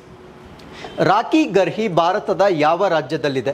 So which Indian state is Rakhi Garhi located? ಈ ಪ್ರಶ್ನೆಗೆ ಸರಿಯಾದ ಉತ್ತರ ನಮ್ಮ ಭಾರತ ದೇಶದ ಹರಿಯಾಣದಲ್ಲಿ ನಾವು ರಾಕಿ ಗರ್ಹಿಯನ್ನು ನೋಡ್ಬೋದಾಗಿರುತ್ತೆ. ಸೊ ರಾಕಿ ಗರ್ಹಿ ಬಗ್ಗೆ ನಾನು ಪ್ರಶ್ನೆಯನ್ನು ಕೊಡಲಿಕ್ಕೆ ಕಾರಣ ಏನು ಅಂದರೆ, 4016 years old women from Rakhi Garhi. So rakhi ಗರ್ಹಿಯಲ್ಲಿ so 4600 ವರ್ಷಗಳ ಹಿಂದಿನ ವಯಸ್ಸಿನ ಮಹಿಳೆ. ಸೊ ಆ ಒಂದು ಮಹಿಳೆಯ ಒಂದು ಡೆಡ್ ಬಾಡಿ ಸಿಕ್ಕಿರುತ್ತೆ ಅಥವಾ ಅದರ ಒಂದು ರೆಮಿನೆಂಟ್ ಸಿಕ್ಕಿರುತ್ತೆ. ಸೊ ಆ ಒಂದು ರೆಮಿನೆಂಟ್ಸನ್ನು ಈಗ ರಿಸರ್ಚ್ ಮಾಡಿರ್ತಾರೆ ಅಥವಾ ಅನ್ವೇಷಣೆ ಮಾಡಿರ್ತಾರೆ. ಆ ಒಂದು ಅನ್ವೇಷಣೆಯಿಂದ 4600 ವರ್ಷಗಳ ಹಿಂದೆ ಬದುಕಿದ್ದಂತಹ ಮಹಿಳೆ ಸೊ ಪತ್ತೆ ಆಗಿರ್ತಕ್ಕಂಥದ್ದು ಹರಿಯಾಣದ ರಾಕಿ ಗರ್ಹಿಯಲ್ಲಿ ಪತ್ತೆಯಾಗಿರ್ತಕ್ಕಂಥ ಮಹಿಳೆ ಆಗಿರುತ್ತೆ. ಸೊ ಇವ್ರನ್ನ ಅನಲೈಸ್ ಮಾಡಿದಾಗ ಯಾವ ರೀತಿಯ DNA ಅಥವಾ ಆ DNAಯಲ್ಲಿ ಏನೇನು ನಮಗೆ ಏನು ಕಂಡು ಬಂದಿದೆ ಅಂತಕ್ಕಂಥ ಮಾಹಿತಿಯನ್ನು ಈ ಒಂದು ಆರ್ಟಿಕಲ್ ಅಲ್ಲಿ ನಾವು ಡಿಸ್ಕಸ್ ಮಾಡ್ತಾ ಬರೋಣ. So date you should remember, it is around 4600 years ago. So 4600 years old women found from Rakhi Garhi. So ಹರಿಯಾಣದ ಈ ಒಂದು ರಾಕಿ ಗರ್ಹಿಯಲ್ಲಿ 4600 ವರ್ಷಗಳ ವಯಸ್ಸಿನ ಅಥವಾ ಅಷ್ಟು ಹಿಂದಿನ ಅಷ್ಟು ಹಿಂದಿನ ಮಹಿಳೆಯ ಒಂದು ರೆಮಿನೆಂಟ್ ಸಿಕ್ಕಿರುತ್ತೆ. ಸೊ ಇದನ್ನ ಏನು ಮಾಡಿರ್ತಾರೆ ಅಂದರೆ ಜೆನೆಟಿಕ್ ಡಿಸ್ಕವರಿ ಮಾಡಿರ್ತಾರೆ. ಜೆನೆಟಿಕ್ ಡಿಸ್ಕವರಿ ಅಂದರೆ ಅದರ ಒಂದು DNA ನ ಅನಲೈಸ್ ಮಾಡಿ ಯಾವುದಕ್ಕೆ ಕನೆಕ್ಟ್ ಆಗ್ತಾ ಇದೆ ಅಂತಕ್ಕಂಥ ಆಗಿರ್ತಕ್ಕಂಥ ಮಾಹಿತಿಯನ್ನ ನಾವಿಲ್ಲಿ find out ಮಾಡ್ಬೋದಾಗಿರುತ್ತೆ. So Rakhi Garhi ಅಂತ ಇರ್ತಕ್ಕಂಥದ್ದು ನಮ್ಮ ಭಾರತ ದೇಶದ ಹರಿಯಾಣದಲ್ಲಿರುತ್ತೆ. ಸೊ ಇದರ ಸಿಗ್ನಿಫಿಕೆನ್ಸ್ ಅಥವಾ ಮಹತ್ವವೇನು? So DNA analysis of the skeleton has open discussion on genomics, history and archaeology and linguistics ಅಂತ ಕರೀತೇವೆ. ಅಂದರೆ ಈ ಒಂದು ಅಸ್ಥಿ ಪಂಜರದ ಒಂದು DNA ಇವಾಗ ಏನು ವಿಶ್ಲೇಷಣೆ ಮಾಡಿದ್ದಾರೆ, ಸೊ ಅದರಿಂದ ಅದರ ಅನುವಂಶೀಯತೆ ಅದನ್ನು ನಾವು ಜಿನೋಮಿಕ್ಸ್ ಅಂತ ಕರಿಬೋದಾಗಿರುತ್ತೆ. ಇತಿಹಾಸಕ್ಕೆ ಸಂಬಂಧಪಟ್ಟಂತೆ ವಿಷಯಗಳು ನಮಗೆ ಗೊತ್ತಾಗುತ್ತೆ. ಪುರಾತತ್ವಶಾಸ್ತ್ರ ಮತ್ತು ಭಾಷಾಶಾಸ್ತ್ರದ ಬಗ್ಗೆ ಈ ಒಂದು ಚರ್ಚೆಗಳನ್ನು ಇನ್ವೈಟ್ ಮಾಡಿರ್ತಕ್ಕಂಥ ಒಂದು ಡಿಸ್ಕವರಿ ಇದಾಗಿರುತ್ತೆ. ಹಾಗಿದ್ರೆ ಈ ಒಂದು ಡಿಸ್ಕವರಿಯಲ್ಲಿ ನಮಗೆ ತಿಳಿದು ಬಂದಿರತಕ್ಕಂಥ ಮಾಹಿತಿಗಳು ಯಾವುದು, ಫೈಂಡಿಂಗ್ಸ್ ಅಂತ ಹೇಳ್ತೇವೆ. ಸೊ ತಿಳಿದು ಬಂದಿರತಕ್ಕಂಥ ಮಾಹಿತಿಗಳೇನು ಅಂದರೆ, ಸೊ ಮಿಕ್ಸ್ಚರ್ ಆಫ್ ಜೀನ್ಸನ್ನು ನಾವು ನೋಡ್ಬೋದಾಗಿರುತ್ತೆ. ಜೀನ್ಸ್ ಅಂದರೆ ಏನೋ ಆ ಒಂದು ಸ್ಕೆಲಿಟನನ್ನು ನಾವು ಅನಲೈಸ್ ಮಾಡಿದಾಗ ಅದರಲ್ಲಿ ಸಿಕ್ಕಿರ್ತಕ್ಕಂಥ ಜೆನೆಟಿಕ್ ಮೆಟೀರಿಯಲ್ DNA ಏನಿರುತ್ತೆ, ಆ ಒಂದು DNA ಏನೋ ಮಿಶ್ರಿತವಾಗಿರ್ತಕ್ಕಂಥ ಅನುವಂಶೀಯ ವಸ್ತುಗಳನ್ನು ನಾವು ನೋಡ್ಬೋದಾಗಿರುತ್ತೆ. ಸೊ ಯಾವ ರೀತಿಯ ಜೀನ್ಸ್ ಅಲ್ಲಿ ಮಿಕ್ಸ್ ಆಗಿರುತ್ತೆ ಅಂದರೆ, ancient Iranians and South East Asian hunter gatherers ಇಬ್ಬರ ಜೀನ್ಸ್ ಅಲ್ಲಿ ಮಿಕ್ಸ್ ಆಗಿರೋದನ್ನು ನಾವು ನೋಡ್ಬೋದಾಗಿರುತ್ತೆ. ಹಾಗಂದ್ರೆ ಸೊ ಪ್ರಾಚೀನ ಇರಾನಿಯನ್ನರ ಮತ್ತು ಆಗ್ನೇಯ ಏಷ್ಯಾದ ಬೇಟೆಗಾರರಿಗೆ ಸಂಬಂಧಪಟ್ಟಿರ್ತಕ್ಕಂಥ ಜೀನ್ಗಳ ಮಿಶ್ರಣವನ್ನು ನಾವು ನೋಡ್ಬೋದಾಗಿರುತ್ತೆ. You should remember, one is Iranians ಅಂದರೆ ಏನ್ಷಿಯಂಟ್ ಇರಾನಿಯನ್ಸ್, ಇನ್ನೊಂದು ಆಗ್ನೇಯ ಏಷ್ಯಾದ ಬೇಟೆಗಾರರು ಏನಿರ್ತಾರೆ. ಸೊ ಇವರಿಬ್ಬರ ಕಾಂಬಿನೇಷನ್ ಆಫ್ ಜೀನ್ಸನ್ನು ಈ ಒಂದು ಮಹಿಳೆಯಲ್ಲಿ ಪತ್ತೆ ಆಗಿರ್ತಕ್ಕಂಥ ಒಂದು ವಿಷಯವಾಗಿರುತ್ತೆ. So this discovery at Rakhi Garhi ಅಂದರೆ ರಾಕಿ ಗರ್ಹಿಯಲ್ಲಿ ಆಗಿರ್ತಕ್ಕಂಥ ಈ ಒಂದು ಡಿಸ್ಕವರಿ ಏನಿರುತ್ತೆ, one of the largest sites of Harappan civilisation ಅಂದರೆ ಈ ಒಂದು ಹರಪ್ಪನ್ ನಾಗರಿಕತೆಗೆ ಸಂಬಂಧಪಟ್ಟಂತೆ ಬೃಹತ್ ಆಗಿರ್ತಕ್ಕಂಥ ತಾಣಗಳಲ್ಲಿ ರಾಕಿ ಗರ್ಹಿ ಕೂಡ ಒಂದು ಬೃಹತ್ ಆಗಿರ್ತಕ್ಕಂಥ ಒಂದು ತಾಣವಾಗಿರುತ್ತೆ. It provides valuable insights into ancient population, ಅಲ್ಲಿರ್ತಕ್ಕಂಥ ರೀಜನ್ ಪ್ರದೇಶವಾಗಿರ್ಬೋದು ಮತ್ತು ಜೆನೆಟಿಕ್ ಇನ್ಫಾರ್ಮೇಷನ್ ಆಗಿರ್ಬೋದು. ಸೊ ಈ ರೀತಿಯಾಗಿ ಅನೇಕ ಪುರಾತತ್ವ ಮಾಹಿತಿಗಳನ್ನು ಕೊಡ್ತಾ ಇರ್ತಕ್ಕಂಥ ಒಂದು ಪ್ರದೇಶವಾಗಿರುತ್ತೆ. ಸೊ ಹರಪ್ಪನ್ ಸಿವಿಲೈಸೇಷನ್ ಬಗ್ಗೆ ತಿಳ್ಕೊಳ್ಳೋದಾದರೆ, it is one of the earliest known citizenship ಆಗಿರುತ್ತೆ. So it can be equated to Mesopotamia ಮತ್ತು ಈಜಿಪ್ಷಿಯನ್ ಒಂದು ಸಿವಿಲೈಸೇಷನ್ ಏನಿರುತ್ತೆ, ಸೊ ಅದಕ್ಕೆ ಸಮರೂಪವಾಗಿರ್ತಕ್ಕಂಥ ಒಂದು ಸಿವಿಲೈಸೇಷನ್ ಅಂತ ನಾವು ಕನ್ಸಿಡರ್ ಮಾಡ್ಬೋದಾಗಿರುತ್ತೆ. ಸೊ ಇದು ಈ ಒಂದು ಬ್ರಾನ್ಸ್ ಏಜ್ ಅಥವಾ ಸೊ ಈ ಒಂದು ಕಂಚಿನ ಯುಗ ಅಂತ ನಾವೇನು ಹೇಳ್ತೇವೆ, ಆ ಟೈಮಲ್ಲಿ ಪ್ರಾಸ್ಪರ್ ಆಗಿರುತ್ತೆ ಅಥವಾ ಪ್ರವರ್ಧಮಾನಕ್ಕೆ ಬಂದಿರತಕ್ಕಂಥ ಒಂದು ನಾಗರಿಕತೆ ಆಗಿರುತ್ತೆ. It is around 2600 to 1900 BCE ಈ ಕಾಲಮಾನದಲ್ಲಿ ಪ್ರವರ್ಧಮಾನಕ್ಕೆ ಬಂದಿರತಕ್ಕಂಥ ಒಂದು ನಾಗರಿಕತೆ ಆಗಿರುತ್ತೆ. ಸೊ ಇದರ ಲೊಕೇಶನ್ ಅನ್ನು ನಾವು ನೋಡಿದಾಗ, located in the north western region of south Asia. So ನಮ್ಮ ದಕ್ಷಿಣ ಏಷ್ಯಾದ ವಾಯುವ್ಯ ಪ್ರದೇಶದಲ್ಲಿ ಈ ಒಂದು ನಾಗರಿಕತೆಯನ್ನು ನಾವು ನೋಡ್ಬೋದಾಗಿರುತ್ತೆ. ಸೊ ಪ್ರೆಸೆಂಟ್ ಡೇ ಅಲ್ಲಿ ನಾವು north East of Afghanistan, Pakistan ಮತ್ತು ನಾರ್ತ್ ವೆಸ್ಟ್ ಆಫ್ ಇಂಡಿಯಾದಲ್ಲಿ ನಾವು ಇದನ್ನು ನೋಡ್ಬೋದಾಗಿರುತ್ತೆ. ಅಂದರೆ ಈಶಾನ್ಯ ಆಫ್ಘಾನಿಸ್ತಾನದಿಂದ ಪಾಕಿಸ್ತಾನ ಮತ್ತು ವಾಯುವ್ಯ ಭಾರತದವರೆಗೆ ಸೊ ಈ ಒಂದು ನಾಗರಿಕತೆ ಈಗ ವಿಸ್ತಾರವಾಗಿರ್ತಕ್ಕಂಥದ್ದನ್ನು ನಾವು ನೋಡ್ಬೋದಾಗಿರುತ್ತೆ. ಸೊ ಇದರ ಮೇಜರ್ ಸಿಟೀಸನ್ನು ನಾವು ನೋಡೋದಾದರೆ, ಸೊ ಒಂದು ಹರಪ್ಪನ್ ಅಂಡ್ ಮೊಹೆಂಜೊದಾರೋ ಏನಿದೆ, ಅಡ್ವಾನ್ಸ್ಡ್ ಅರ್ಬನ್ ಪ್ಲಾನಿಂಗ್ ಅನ್ನು ನಾವು ನೋಡ್ಬೋದಾಗಿರುತ್ತೆ. ಅಂದರೆ ತುಂಬ ಯೋಜಿತವಾಗಿರ್ತಕ್ಕಂಥ ನಗರ ವ್ಯವಸ್ಥೆಯನ್ನು ನೋಡ್ಬೋದಾಗಿರುತ್ತೆ. ಆರ್ಕಿಟೆಕ್ಚರ್ ಅಂದರೆ ಅಲ್ಲಿರ್ತಕ್ಕಂಥ ವಾಸ್ತುಶಿಲ್ಪ, ಅದಾದಮೇಲೆ ಸೋಷಿಯಲ್ ಆರ್ಗನೈಸೇಷನ್ ಅಥವಾ ಈ ಒಂದು ಸಾಮಾಜಿಕ ಸಂಘಟನೆ ಏನಿರುತ್ತೆ, ಇದು ತುಂಬ ಹೆಸರುವಾಸಿಯಾಗಿರ್ತಕ್ಕಂಥ ಒಂದು ಯುಗ ಅದಾಗಿರುತ್ತೆ. ಸೊ ಇವರ ಎಕಾನಮಿ ಅಥವಾ ಆರ್ಥಿಕತೆ ಯಾವುದ್ರ ಮೇಲೆ ಡಿಪೆಂಡ್ ಆಗಿರುತ್ತೆ ಅಂದರೆ, based on agriculture, trade and craft work ಅಂತ ಕರಿತೇವೆ. ಅಂದರೆ ಕೃಷಿ ಮೇಲೆ ಡಿಪೆಂಡ್ ಆಗಿ ವ್ಯಾಪಾರ ಮಾಡ್ತಾ ಇದ್ರು ಮತ್ತೆ ಕರಕುಶಲ ವಸ್ತುಗಳನ್ನು ನಿರ್ಮಾಣ ಮಾಡುವುದರ ಮುಖಾಂತರ ಅವರ ವ್ಯಾಪಾರ ಡಿಪೆಂಡ್ ಆಗಿತ್ತು.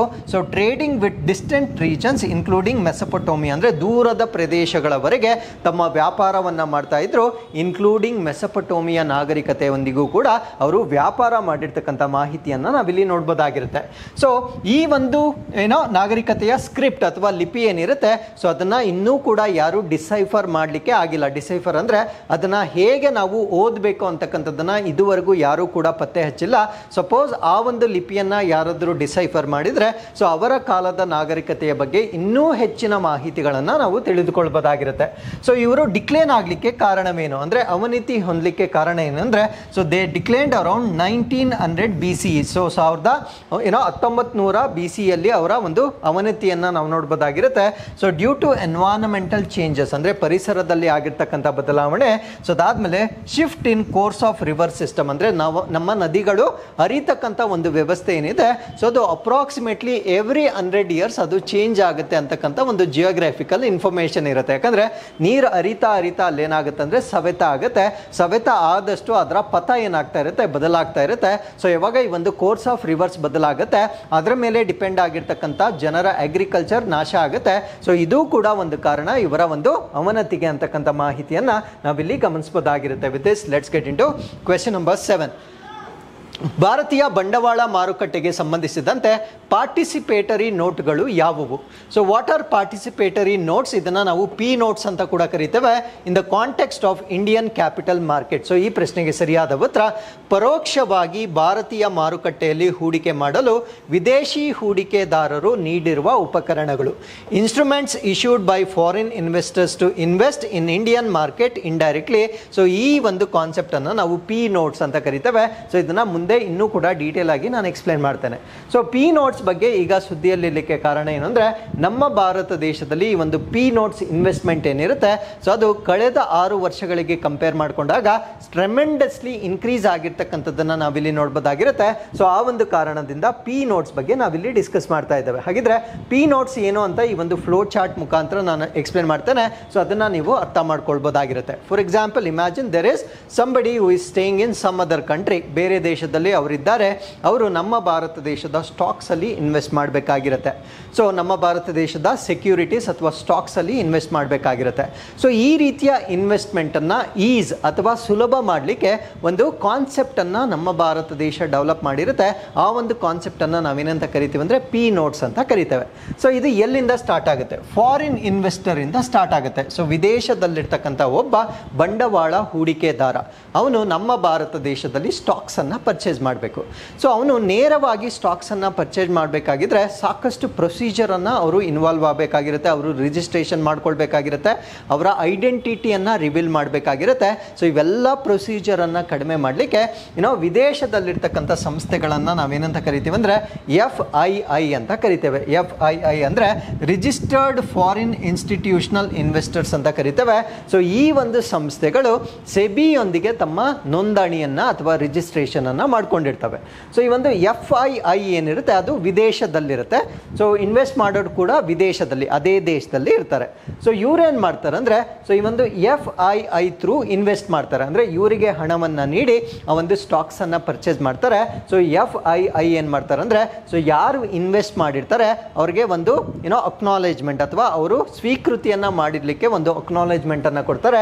ಆ ಒಂದು ಅಕ್ನಾಲೇಜ್ಮೆಂಟನ್ನು ನಾವೇನಂತ ಕರಿತೇವೆ ಅಂದರೆ ಪಿ ನೋಟ್ಸ್ ಅಂತ ಕರಿತೇವೆ. ಸೊ ಯಾರು ಇನ್ವೆಸ್ಟ್ ಮಾಡಿರ್ತಾರೆ ಅವರಿಗೆ ರಿಜಿಸ್ಟರ್ಡ್ ಫಾರಿನ್ ಇನ್ಸ್ಟಿಟ್ಯೂಷನಲ್ ಇನ್ವೆಸ್ಟರ್ಸ್ ಯಾರಿರ್ತಾರೆ ಅವರು ಇಶ್ಯೂ ಮಾಡ್ತಕ್ಕಂಥ ನೋಟ್ಸನ್ನು ನಾವೇನಂತ ಕರಿತೀವಿ ಅಂದರೆ ಪಿ ನೋಟ್ಸ್ ಅಂತ ಕರಿತೇವೆ. ಸೊ ಈ ಒಂದು ಪಿ ನೋಟ್ಸ್ ಇವ್ರೇನು ಮಾಡ್ತಾರೆ ಅಂದರೆ, ಸೊ ಅವರು ಇನ್ವೆಸ್ಟ್ ಮಾಡಿರ್ತಕ್ಕಂಥ ಹಣವನ್ನು ನಮ್ಮ ಭಾರತ ದೇಶದ ಸ್ಟಾಕ್ಸಲ್ಲಿ ಇನ್ವೆಸ್ಟ್ ಮಾಡಿ ಅದಕ್ಕೆ ವಿರುದ್ಧವಾಗಿ ಇನ್ವೆಸ್ಟ್ ಮಾಡಿರ್ತಕ್ಕಂಥ ವ್ಯಕ್ತಿಗೆ ಪಿ ನೋಟನ್ನು ಇಶ್ಯೂ ಮಾಡ್ತಾರೆ. ಸೊ ಸ್ಟಾಕ್ಸಲ್ಲಿ ಇನ್ವೆಸ್ಟ್ ಮಾಡಿದಾಗ they can earn dividends. So dividends ಬರ್ಬೋದು ಅಥವಾ ಕ್ಯಾಪಿಟಲ್ ಗೇನ್ ಏನು ಬರುತ್ತೆ ಆ ಒಂದು ಅಡ್ವಾಂಟೇಜನ್ನು ಅವರು ಆ ಇನ್ವೆಸ್ಟ್ ಯಾರು ಮಾಡಿರ್ತಾರೆ ಅವರಿಗೆ ವಾಪಸ್ ಕೊಡ್ತಾರೆ. ಸೊ ಈ ಒಂದು ಸಿಸ್ಟಮನ್ನು ನಾವೇನಂತ ಕರಿತೀವಿ ಅಂದರೆ ಪಿ ನೋಟ್ಸ್ ಅಂತ ಕರಿತೇವೆ. ಸೊ ಇದರ ಮುಖಾಂತರ ಆಗ್ತಕ್ಕಂಥ ಅಡ್ವಾಂಟೇಜ್ ಏನು ಅಂದರೆ, so process is very simple. ಅಂದರೆ ಅವರು ನೇರವಾಗಿ ಇವ್ರಿಗೆ ಇನ್ವೆಸ್ಟ್ ಮಾಡ್ತಾರೆ. So they will take care of the rest of the things. ಇವ್ರಿಗೆ ಇನ್ವೆಸ್ಟರ್ಸ್ಗೆ ಜಾಸ್ತಿ ತಲೆನೋವು ಇರೋದಿಲ್ಲ. ಅದಕ್ಕಿಂತ ಮುಖ್ಯವಾಗಿ ಅವರ ಐಡೆಂಟಿಟಿ ಕೂಡ ರಿವೀಲ್ ಆಗೋದಿಲ್ಲ. ಸೊ ಇದು ಅವ್ರಿಗಿರ್ತಕ್ಕಂಥ ಒಂದು ಅಡ್ವಾಂಟೇಜ್ ಆಗಿದೆ. ಸೊ ಈ ಒಂದು ಇನ್ವೆಸ್ಟ್ಮೆಂಟ್ ಈಗ ಇನ್ಕ್ರೀಸ್ ಆಗಿರ್ತಕ್ಕಂಥದ್ದನ್ನು ನಾವು ನೋಡ್ಬೋದಾಗಿರುತ್ತೆ. ಸೊ ಇದನ್ನು ನಾವು ಇನ್ವೆಸ್ಟ್ಮೆಂಟ್ಸ್ ಥ್ರೂ ಪಾರ್ಟಿಸಿಪೇಟರಿ ನೋಟ್ಸ್ ಅಥವಾ ಪಿ ನೋಟ್ಸ್ ಅಂತ ಕರಿತೇವೆ. ಸೊ ಇದು ನಮ್ಮ ಭಾರತ ದೇಶದಲ್ಲಿ ಕಳೆದ 6 ಇಯರ್ಸಲ್ಲಿ 6 ವರ್ಷಗಳಲ್ಲಿ ತುಂಬ ಇನ್ಕ್ರೀಸ್ ಆಗಿರ್ತಕ್ಕಂಥದ್ದನ್ನು ನಾವು ನೋಡ್ಬೋದಾಗಿರುತ್ತೆ. ರೀಚಿಂಗ್ 1.5 ಲ್ಯಾಕ್ ಕ್ರೋರ್. ಸೊ 1.5 ಲಕ್ಷ ಕೋಟಿಗೆ ಫೆಬ್ರವರಿಯಲ್ಲಿ ರೀಚ್ ಆಗಿರ್ತಕ್ಕಂಥದ್ದನ್ನು ನಾವು ನೋಡ್ಬೋದಾಗಿರುತ್ತೆ. ಸೊ ಇದರ ಅಡ್ವಾಂಟೇಜಸ್ ಪ್ರೋಸೆಸ್ನ ನಾನು ಆಲ್ರೆಡಿ ಎಕ್ಸ್ಪ್ಲೇನ್ ಮಾಡಿದ್ದೇನೆ. PDF ಅಲ್ಲಿ ಅದರ ಟೆಕ್ಸ್ಟ್ ಕೂಡ ನೀವು ನೋಡ್ಕೊಳ್ಬೋದಾಗಿರುತ್ತೆ. ಸೊ ಇದರ ಅಡ್ವಾಂಟೇಜಸ್ ಮತ್ತು ಡಿಸ್ಅಡ್ವಾಂಟೇಜಸ್ ಅನ್ನು ನಾವು ನೋಡೋದು ನೋಡೋದಾದ್ರೆ ಪಿ ನೋಟ್ಸ್ ಇಂದ ಟೈಮ್ ಸೇವ್ ಆಗುತ್ತೆ. So money and scrutiny associated with direct registration, ಅಂದರೆ ನೇರವಾಗಿ ನೋಂದಣಿ ಮಾಡ್ಕೊಳ್ಳಿಕ್ಕೆ ಸೊ ಆ ಒಂದು ಅಪ್ಲಿಕೇಶನ್ ಪ್ರೋಸೆಸ್ ಇರ್ಬೋದು, ಸ್ಕ್ರೂಟಿನಿ ಇರ್ಬೋದು. ಸೊ ಇದರಲ್ಲಿ ಸಾಕಷ್ಟು ಹಣನೂ ಖರ್ಚಾಗುತ್ತೆ, ಟೈಮು ಖರ್ಚಾಗುತ್ತೆ. ಸೊ ಎಲ್ಲವನ್ನ ಕೂಡ ಸೇವ್ ಮಾಡಬಹುದಾಗಿರುತ್ತೆ. They also facilitate quick access to Indian capital market. So ಇದು ನಮ್ಮ ಭಾರತ ದೇಶದ ಬಂಡವಾಳ ಮಾರುಕಟ್ಟೆಗೆ ತ್ವರಿತವಾಗಿ ಒಂದು ಆಕ್ಸೆಸ್ ಅನ್ನ ಕೊಡ್ತಕ್ಕಂಥ ಅಥವಾ ಪ್ರವೇಶವನ್ನ ಕೊಡ್ತಕ್ಕಂಥ ವ್ಯವಸ್ಥೆ ಆಗಿರುತ್ತೆ. ಸೊ ಇದರಿಂದ ಆಗ್ತಕ್ಕಂಥ ಡಿಸ್ಅಡ್ವಾಂಟೇಜ್ ಅಥವಾ ಅನಾನುಕೂಲ ಏನು ಅಂದರೆ it makes it difficult for the regulators to track the original and end owners, raising concerns about the potential misuse. So obviously ನಾನು ಮುಂಚೆನೇ ಹೇಳಿದಾಗೆ ಸೊ ಯಾರ ಇದನ್ನ ಡೊನೇಟ್ ಮಾಡ್ತಾ ಇದ್ದಾರೆ, ಐ ಮೀನ್ ಟು ಸೇ ಯಾರು ಇದನ್ನ ಖರೀದಿ ಮಾಡ್ತಾ ಇದ್ದಾರೆ, ಸೊ ಅವರ ಬಗ್ಗೆ ಮಾಹಿತಿ ಗೊತ್ತಾಗೋದಿಲ್ಲ. ಸೊ ಇದು ಮಿಸ್ಯೂಸ್ ಆಗ್ತಕ್ಕಂಥ ಅಥವಾ ದುರ್ಬಳಕೆ ಆಗ್ತಕ್ಕಂಥ ಚಾನ್ಸಸ್ ಬಹಳ ಜಾಸ್ತಿ ಇರುತ್ತೆ. ಫಾರ್ ಎಕ್ಸಾಂಪಲ್ ನಮ್ಮ ಎಲೆಕ್ಟ್ರಲ್ ಬಾಂಡ್ಸ್ ಅಲ್ಲಿ ನಾವು ಇದೇ ಪ್ರಾಬ್ಲಮ್ ಅನ್ನ ಫೇಸ್ ಮಾಡಿದ್ದು. ಸೊ ಅವರ ಐಡೆಂಟಿಟಿ ರಿವೀಲ್ ಮಾಡಬಾರ್ದು ಅಂತಕ್ಕಂಥ ಒಂದು ಕಾನ್ಸೆಪ್ಟ್ ಇತ್ತು. ಸೊ ಅದನ್ನ ಸುಪ್ರೀಂ ಕೋರ್ಟ್ ಸ್ಟ್ರೈಕ್ ಡೌನ್ ಮಾಡಿದಾಗ ಸೊ ಯಾವ್ಯಾವ ರೀತಿಯಲ್ಲಿ ಅದರಲ್ಲಿ ಮೋಸ ಆಗಿತ್ತು ಅಥವಾ ಯಾವ ರೀತಿ ಅದನ್ನ ದುರ್ಬಳಕೆ ಮಾಡ್ಕೊಂಡಿದ್ರು ಅಂತಕ್ಕಂಥ ಮಾಹಿತಿಯನ್ನ ನೀವು ಸುದ್ದಿ ಮಾಧ್ಯಮಗಳಲ್ಲಿ ನೋಡಿರ್ತೀರಾ. ಸೇಮ್ ಟೈಪ್ ಆಫ್ ಈ ಒಂದು ಅನಾನಿಮಿಟಿ ಏನಿದೆ ಸೊ ಅದರಿಂದ ಇಲ್ಲೂ ಕೂಡ ಆ ಮಿಸ್ಯೂಸ್ ಆಗ್ತಕ್ಕಂಥ ಸಾಧ್ಯತೆಗಳನ್ನು ನಾವು ಹೆಚ್ಚಾಗಿ ಗಮನಿಸಬಹುದಾಗಿರುತ್ತೆ. So with this let's get into question number 8. Nilgiri ತಹರ್ಗಳಿಗಾಗಿ ಮೊದಲ ಸಿಂಕ್ರೋನಸ್ ಮಾಡಿದ ಗಣತಿಯನ್ನು ಎಲ್ಲಿ ನಡೆಸಲಾಯಿತು? So where was the first synchronise census conducted for Nilgiri tahr? So ಇದ್ರ ಬಗ್ಗೆ ನಾನು ಸಾಕಷ್ಟು ಬಾರಿ ಡಿಸ್ಕಸ್ ಮಾಡಿದ್ದೇನೆ. ಸೊ ಸೆನ್ಸಸ್ ಸ್ಟಾರ್ಟ್ ಆದಾಗ ಡಿಸ್ಕಸ್ ಮಾಡಿದ್ದೆ. ಸೊ ಆ ಒಂದು ಸೆನ್ಸಸ್ ನಡೀತಾ ಇರುವಾಗ ಯಾವ ಮೆಥಡಲ್ಲಿ ಅದನ್ನು ಸೆನ್ಸಸ್ ಮಾಡ್ತಾ ಇದ್ದಾರೆ ಎಲ್ಲದರ ಬಗ್ಗೆ ಡಿಸ್ಕಸ್ ಮಾಡಿದ್ದೆ. ನೀಲಗಿರಿ ತಹರ್ ಬಗ್ಗೆ ಬೇಸಿಕ್ ಇನ್ಫಾರ್ಮೇಷನ್ ಎಲ್ಲಿರುತ್ತೆ, ಅದರ ಸೈಂಟಿಫಿಕ್ ನೇಮ್ ಏನು, ಅದರಲ್ಲಿರ್ತಕ್ಕಂಥ ಸ್ಪೆಷಲ್ ಫೀಚರ್ಸ್ ಯಾವುದು, ಎಲ್ಲದರ ಬಗ್ಗೆ ಕೂಡ ನಾನು ಪ್ರೀವಿಯಸ್ ಆರ್ಟಿಕಲ್ ಅಥವಾ ಪ್ರೀವಿಯಸ್ ಇಶ್ಯೂಸ್ ಅಲ್ಲಿ ನಾನು ಡಿಸ್ಕಸ್ ಮಾಡಿದ್ದೇನೆ. ಸೊ ಕಳೆದ ಮಂತ್ ಅಥವಾ ಕಳೆದ ತಿಂಗಳಲ್ಲಿ ಬಂದಿರತಕ್ಕಂಥ ಮಂತ್ಲಿ ಮ್ಯಾಗ್ಝೈನಲ್ಲೂ ಕೂಡ ನೀಲಗಿರಿ ತಹರ್ ಬಗ್ಗೆ ಎಲ್ಲ ಮಾಹಿತಿಯನ್ನು ನಾವು ನೋಡ್ಬೋದಾಗಿರುತ್ತೆ. ಸೊ ಇವತ್ತು ನಾನು ಡಿಸ್ಕಸ್ ಮಾಡ್ತಾ ಇರ್ತಕ್ಕಂಥದ್ದು ಈ ಗಣತಿ ಆದ ನಂತರ ಅದರ ಸಂಖ್ಯೆಗಳು ಈಗ ರಿವೀಲ್ ಆಗಿರುತ್ತೆ. ಸೊ ಎಷ್ಟು ಸಂಖ್ಯೆಗಳು ರಿವೀಲ್ ಆಗಿದೆ ಮತ್ತು ಈ ಗಣತಿಯನ್ನು ಎಲ್ಲಿ ಕಂಡಕ್ಟ್ ಮಾಡಿದ್ದಾರೆ ಅಂತಕ್ಕಂಥ ಪ್ರಶ್ನೆಯನ್ನು ನಾನು ಕೊಟ್ಟಿದ್ದೇನೆ. ಸೊ ಈ ಪ್ರಶ್ನೆಗೆ ಸರಿಯಾದ ಉತ್ತರ ಮುನ್ನಾರ್ ವನ್ಯಜೀವಿ ವಿಭಾಗ ಅಥವಾ ಮುನ್ನಾರ್ ವೈಲ್ಡ್ ಲೈಫ್ ಡಿವಿಷನ್ ಅಲ್ಲಿ ಸೊ ಈ ಒಂದು ಸೆನ್ಸಸ್ ಅನ್ನು ಮಾಡಲಾಗಿರುತ್ತೆ. ಸೊ ಈ ಒಂದು ಮುನ್ನಾರ್ ವೈಲ್ಡ್ ಲೈಫ್ ಡಿವಿಷನ್ ಅಲ್ಲಿ ಯಾವ್ಯಾವ ಒಂದು ನ್ಯಾಷನಲ್ ಪಾರ್ಕ್ಸ್ ಬರುತ್ತೋ ಅಥವಾ ಯಾವ್ಯಾವ ಡಿವಿಷನ್ಸ್ ಬರುತ್ತೆ ಅನ್ನೋದನ್ನ ನಾನು ಮುಂದೆ ಎಕ್ಸ್ಪ್ಲೇನ್ ಮಾಡ್ತೇನೆ. ಸೊ ಈ ಆರ್ಟಿಕಲ್ ಅಲ್ಲಿ ನಾವು ಈ ನೀಲಗಿರಿ ತಹರ್ನ ಸೆನ್ಸಸ್ ಬಗ್ಗೆ ಕಂಪ್ಲೀಟ್ ಮಾಹಿತಿಯನ್ನ ಡಿಸ್ಕಸ್ ಮಾಡ್ತಾ ಬರೋಣ. ಸೊ ಈ ಒಂದು ಸೆನ್ಸಸ್ ಅನ್ನ ಮಾಡಿರ್ತಕ್ಕಂಥದ್ದು ಮನ್ನಾರ್ ವೈಲ್ಡ್ ಲೈಫ್ ಡಿವಿಷನ್ ಅಲ್ಲಿ ಮಾಡಲಾಗಿರುತ್ತೆ. ಸೊ ಈ ಒಂದು ಸೆನ್ಸಸ್ ನ ಪ್ರಕಾರ ಈ ಬಾರಿ 827 ನೀಲಗಿರಿ ತಹರ್ಗಳನ್ನ ನಾವು ನೋಡ್ಬೋದಾಗಿರುತ್ತೆ. ಸೊ ಇದು ಇನ್ಕ್ರೀಸ್ ಆಗಿರ್ತಕ್ಕಂಥದ್ದನ್ನ ನಾವು ನೋಡ್ಬೋದಾಗಿರುತ್ತೆ. ಸೊ ಮುಂಚೆ ಕೌಂಟ್ ಮಾಡಿದಾಗ 803 ಇದ್ದಿದ್ದು ಈಗ 827ಗೆ ಇನ್ಕ್ರೀಸ್ ಆಗಿರ್ತಕ್ಕಂಥದ್ದನ್ನು ನಾವು ನೋಡ್ಬೋದಾಗಿರುತ್ತೆ. ಸೊ ಇದರ ಇನ್ನೊಂದು ಪಾಸಿಟಿವ್ ಚೇಂಜ್ ಏನು ಅಂದರೆ ನ್ಯೂ ಬಾರ್ನ್ಸ್ ಮರಿಗಳು ಅಂತ ನಾವೇನು ಹೇಳ್ತೇವೆ ಸೊ ಅದು ಕೂಡ ಇನ್ಕ್ರೀಸ್ ಆಗಿರುತ್ತೆ. ಅಂದರೆ 144 ನ್ಯೂ ಬಾರ್ನ್ಸ್ ಅನ್ನು ನೋಡ್ಬೋದಾಗಿರುತ್ತೆ. ಕಳೆದ ಬಾರಿ 128 ನಾವು ನೋಡ್ಬೋದಾಗಿರುತ್ತೆ. ನ್ಯೂ ಬಾರ್ನ್ಸ್ ಏನಕ್ಕೆ ನಮ್ಗೆ ಇಂಪಾರ್ಟೆಂಟ್ ಆಗುತ್ತೆ ಅಂದರೆ ಸೊ ಅದರ ಸಂತಾನ ಅಭಿವೃದ್ಧಿ ಜಾಸ್ತಿ ಆಗ್ತಾ ಇದೆ ಅನ್ನೋದನ್ನು ಇಂಡಿಕೇಟ್ ಮಾಡ್ತಕ್ಕಂಥ ಒಂದು ಫ್ಯಾಕ್ಟರ್ ಇದಾಗಿರುತ್ತೆ. ಸೊ ಈ ಒಂದು ಸೆನ್ಸಸ್ ಅನ್ನು ಮಾಡಲಿಕ್ಕೆ 99 ಪರ್ಸನಲ್ನ ಯೂಸ್ ಮಾಡಿರ್ತಾರೆ. ಸೊ ವಾಲಂಟಿಯರ್ಸ್ ಆಗಿರ್ಬೋದು ಅಥವಾ ಅಫಿಷಿಯಲ್ಸ್ ಆಗಿರ್ಬೋದು 99 ಜನ ಇನ್ವಾಲ್ವ್ ಆಗಿರ್ತಕ್ಕಂಥ ಒಂದು ಸೆನ್ಸಸ್ ಆಗಿರುತ್ತೆ. ಸೊ ಇದನ್ನ ಮಾಡಲಿಕ್ಕೆ 4 ಡೇಸ್ ಅನ್ನ ಅವರು ತೆಗೆದುಕೊಂಡಿರ್ತಾರೆ. ಯಾವ ಮೆಥಡ್ ಅಲ್ಲಿ ಈ ಒಂದು ಸೆನ್ಸಸ್ ಅನ್ನ ಮಾಡಿರ್ತಾರೆ ಅಂದ್ರೆ bounded count and double observer methods ಅಂತ ಕರಿತೇವೆ. ಈ ಮೆಥಡ್ಸ್ ಹೇಗೆ ಮಾಡ್ತಾ ಇದ್ದಾರೆ ಅಷ್ಟು ಟೆಕ್ನಿಕಲ್ ಡೀಟೇಲ್ಸ್ ನಮಗೆ ಬೇಕಾಗಿರೋದಿಲ್ಲ. ಸೊ ಆ ಮೆಥಡ್ ಏನು ಅನ್ನೋದು ಮ್ಯಾಕ್ಸಿಮಮ್ ನಮಗೆ ಎಕ್ಸಾಮ್ ಅಲ್ಲಿ ಕೇಳ್ತಕ್ಕಂಥ ಪ್ರಶ್ನೆ ಆಗಿರುತ್ತೆ. ಸೊ ಈ ಒಂದು ಮೆಥಡ್ ಅನ್ನು ನಾವು ಬೌಂಡೆಡ್ ಕೌಂಟ್ ಮತ್ತೆ ಡಬಲ್ ಅಬ್ಸರ್ವರ್ ಮೆಥಡ್ ಅಂತ ಕರಿತೇವೆ. ಸೊ ಈ ಒಂದು ಮೆಥಡ್ ಅನ್ನ ಉಪಯೋಗಿಸ್ಕೊಂಡು ಈ ನೀಲಗಿರಿ ತಹರ್ ಸೆನ್ಸಸ್ ಅನ್ನ ಮಾಡಿರ್ತಕ್ಕಂಥದ್ದನ್ನ ನಾವು ನೋಡ್ಬೋದಾಗಿರುತ್ತೆ. ಹಾಗಿದ್ರೆ ಈ ಒಂದು ಮುನ್ನಾರ್ ಡಿವಿಷನ್ ಅಂತ ನಾವೇನು ಹೇಳ್ತೇವೆ ಸೊ ಅದರಲ್ಲಿ ನಾವು 3 ವಿಭಾಗಗಳನ್ನ ನೋಡ್ಬೋದಾಗಿರುತ್ತೆ. ಒಂದನ್ನ ನಾವು ಎರಾವಿಕುಲಂ ನ್ಯಾಷನಲ್ ಪಾರ್ಕ್ ಅಂತ ಕರಿತೇವೆ, ಇನ್ನೊಂದನ್ನ ಪಂಪಾದಮ್ ಶೋಲಾ ಅಂತ ಕರಿತೇವೆ, ಇನ್ನೊಂದನ್ನ ಚಿನ್ನಾರ್ ವೈಲ್ಡ್ ಲೈಫ್ ಸ್ಯಾಂಕ್ಚುರಿ ಅಂತ ಕರಿತೇವೆ. ಸೊ ಈ 3 ಪ್ರದೇಶಗಳಲ್ಲಿ 13 ಬ್ಲಾಕ್ಗಳಿರ್ತವೆ. ಆ 13 ಬ್ಲಾಕ್ಗಳಲ್ಲಿ ಈ ಒಂದು ಸೆನ್ಸಸ್ ಅನ್ನ ಕಂಡಕ್ಟ್ ಮಾಡಲಾಗಿರುತ್ತೆ. ಸೊ ಈ ಒಂದು ಸೆನ್ಸಸ್ ನ ಜೊತೆಗೆ ಇನ್ನೂ ಒಂದು ಮುಖ್ಯವಾಗಿರ್ತಕ್ಕಂಥ ಪಾಯಿಂಟ್, ಸೊ ಈ ಒಂದು ಪ್ರಾಣಿಗಳು ಡಿಕ್ಲೇನ್ ಆಗ್ಲಿಕ್ಕೆ ಕಾರಣ ಏನು ಅಂದ್ರೆ ಸೊ ಅವುಗಳು ತಿಂತಕ್ಕಂಥ ಮೇವು ಆ ಗ್ರೇಜಿಂಗ್ ಏನಿರುತ್ತೆ ಸೊ ಅದು ಕೂಡ ಕಡಿಮೆ ಆಗಿರುತ್ತೆ. ಸೊ ಗ್ರೇಜಿಂಗ್ ಪ್ಲಾಂಟ್ಸ್ ಕಡಿಮೆ ಆಗಿರ್ಲಿಕ್ಕೆ ಕಾರಣ ಏನು ಅಂದರೆ ಇನ್ವೇಸಿವ್ ಪ್ಲಾಂಟ್ಸ್, ಇದನ್ನು ನಾವು ಅತಿಕ್ರಮಣ ಸಸ್ಯಗಳು ಅಂತ ಕರಿತೇವೆ. ಸೊ ಬೇರೆ ಕಡೆಯಿಂದ ಇಲ್ಲಿ ಬಂದು ಬೆಳೀತಾ ಇರ್ತಕ್ಕಂಥ ಸಸ್ಯಗಳು ಇಲ್ಲಿರ್ತಕ್ಕಂಥ ನೇಟಿವ್ ಪ್ಲಾಂಟ್ಸನ್ನು ಡಿಸ್ಟ್ರಾಯ್ ಮಾಡ್ತವೆ. ಸೊ ಅದನ್ನು ಕೂಡ ಮ್ಯಾನೇಜ್ ಮಾಡುವ ಸಲುವಾಗಿ ಈ ಒಂದು ಸೆನ್ಸಸನ್ನು ಕಂಡಕ್ಟ್ ಮಾಡಲಾಗಿರುತ್ತೆ. So this census is crucial for the conservation of endangered Nilgiri tahr. So ಇದು ಎಂಡೇಂಜರ್ಡ್ ಆಗಿರೋದ್ರಿಂದ ಸೊ ಈ ಒಂದು ಸೆನ್ಸಸ್ನಿಂದ ನಮಗೊಂದು ಡೇಟಾ ಸಿಗುತ್ತೆ.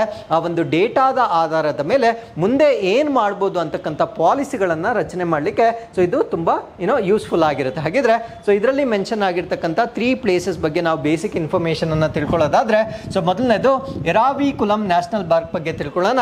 ಸೊ ಇದರ ಲೊಕೇಶನ್ ಅನ್ನು ನಾವು ನೋಡೋದಾದ್ರೆ ಇಡುಕಿ ಎರ್ನಾಕುಲಂ ಡಿಸ್ಟ್ರಿಕ್ಟ್ ಕೇರಳದಲ್ಲಿ ನಾವು ಇದನ್ನು ನೋಡ್ಬೋದಾಗಿರುತ್ತೆ. ಸೊ ಇದರ ಏರಿಯಾ ಬಂದು 97 ಕಿಲೋಮೀಟರ್ ಸ್ಕ್ವೇರ್ ಆಗಿರುತ್ತೆ. ಸೊ ಇದನ್ನು ಸ್ಥಾಪನೆ ಮಾಡಿರ್ತಕ್ಕಂಥದ್ದು ಅಂದರೆ ನ್ಯಾಷನಲ್ ಪಾರ್ಕ್ ಆಗಿ ಎಸ್ಟಾಬ್ಲಿಷ್ ಮಾಡಿರ್ತಕ್ಕಂಥದ್ದು 1978 ಇದನ್ನು ಎಸ್ಟಾಬ್ಲಿಷ್ ಮಾಡಿರ್ತಾರೆ. ಸೊ ಇದರ ಪ್ರಮುಖವಾಗಿರ್ತಕ್ಕಂಥ ಮುಖ್ಯಾಂಶಗಳನ್ನು ನಾವು ನೋಡೋದಾದರೆ, largest population of Nilgiri tahr. So Nilgiri ತಹರ್ನ ಅತ್ಯಂತ ಹೆಚ್ಚಿನ ಸಂಖ್ಯೆಯನ್ನು ಹೊಂದಿರತಕ್ಕಂಥ ಒಂದು ಪ್ರದೇಶವಾಗಿರುತ್ತೆ. ಅದರ ಜೊತೆಗೆ ಅನಾಮುಡಿ ಪೀಕ್ ಅನ್ನು ಕೂಡ ನಾವಿಲ್ಲಿ ನೋಡಬಹುದಾಗಿರುತ್ತೆ.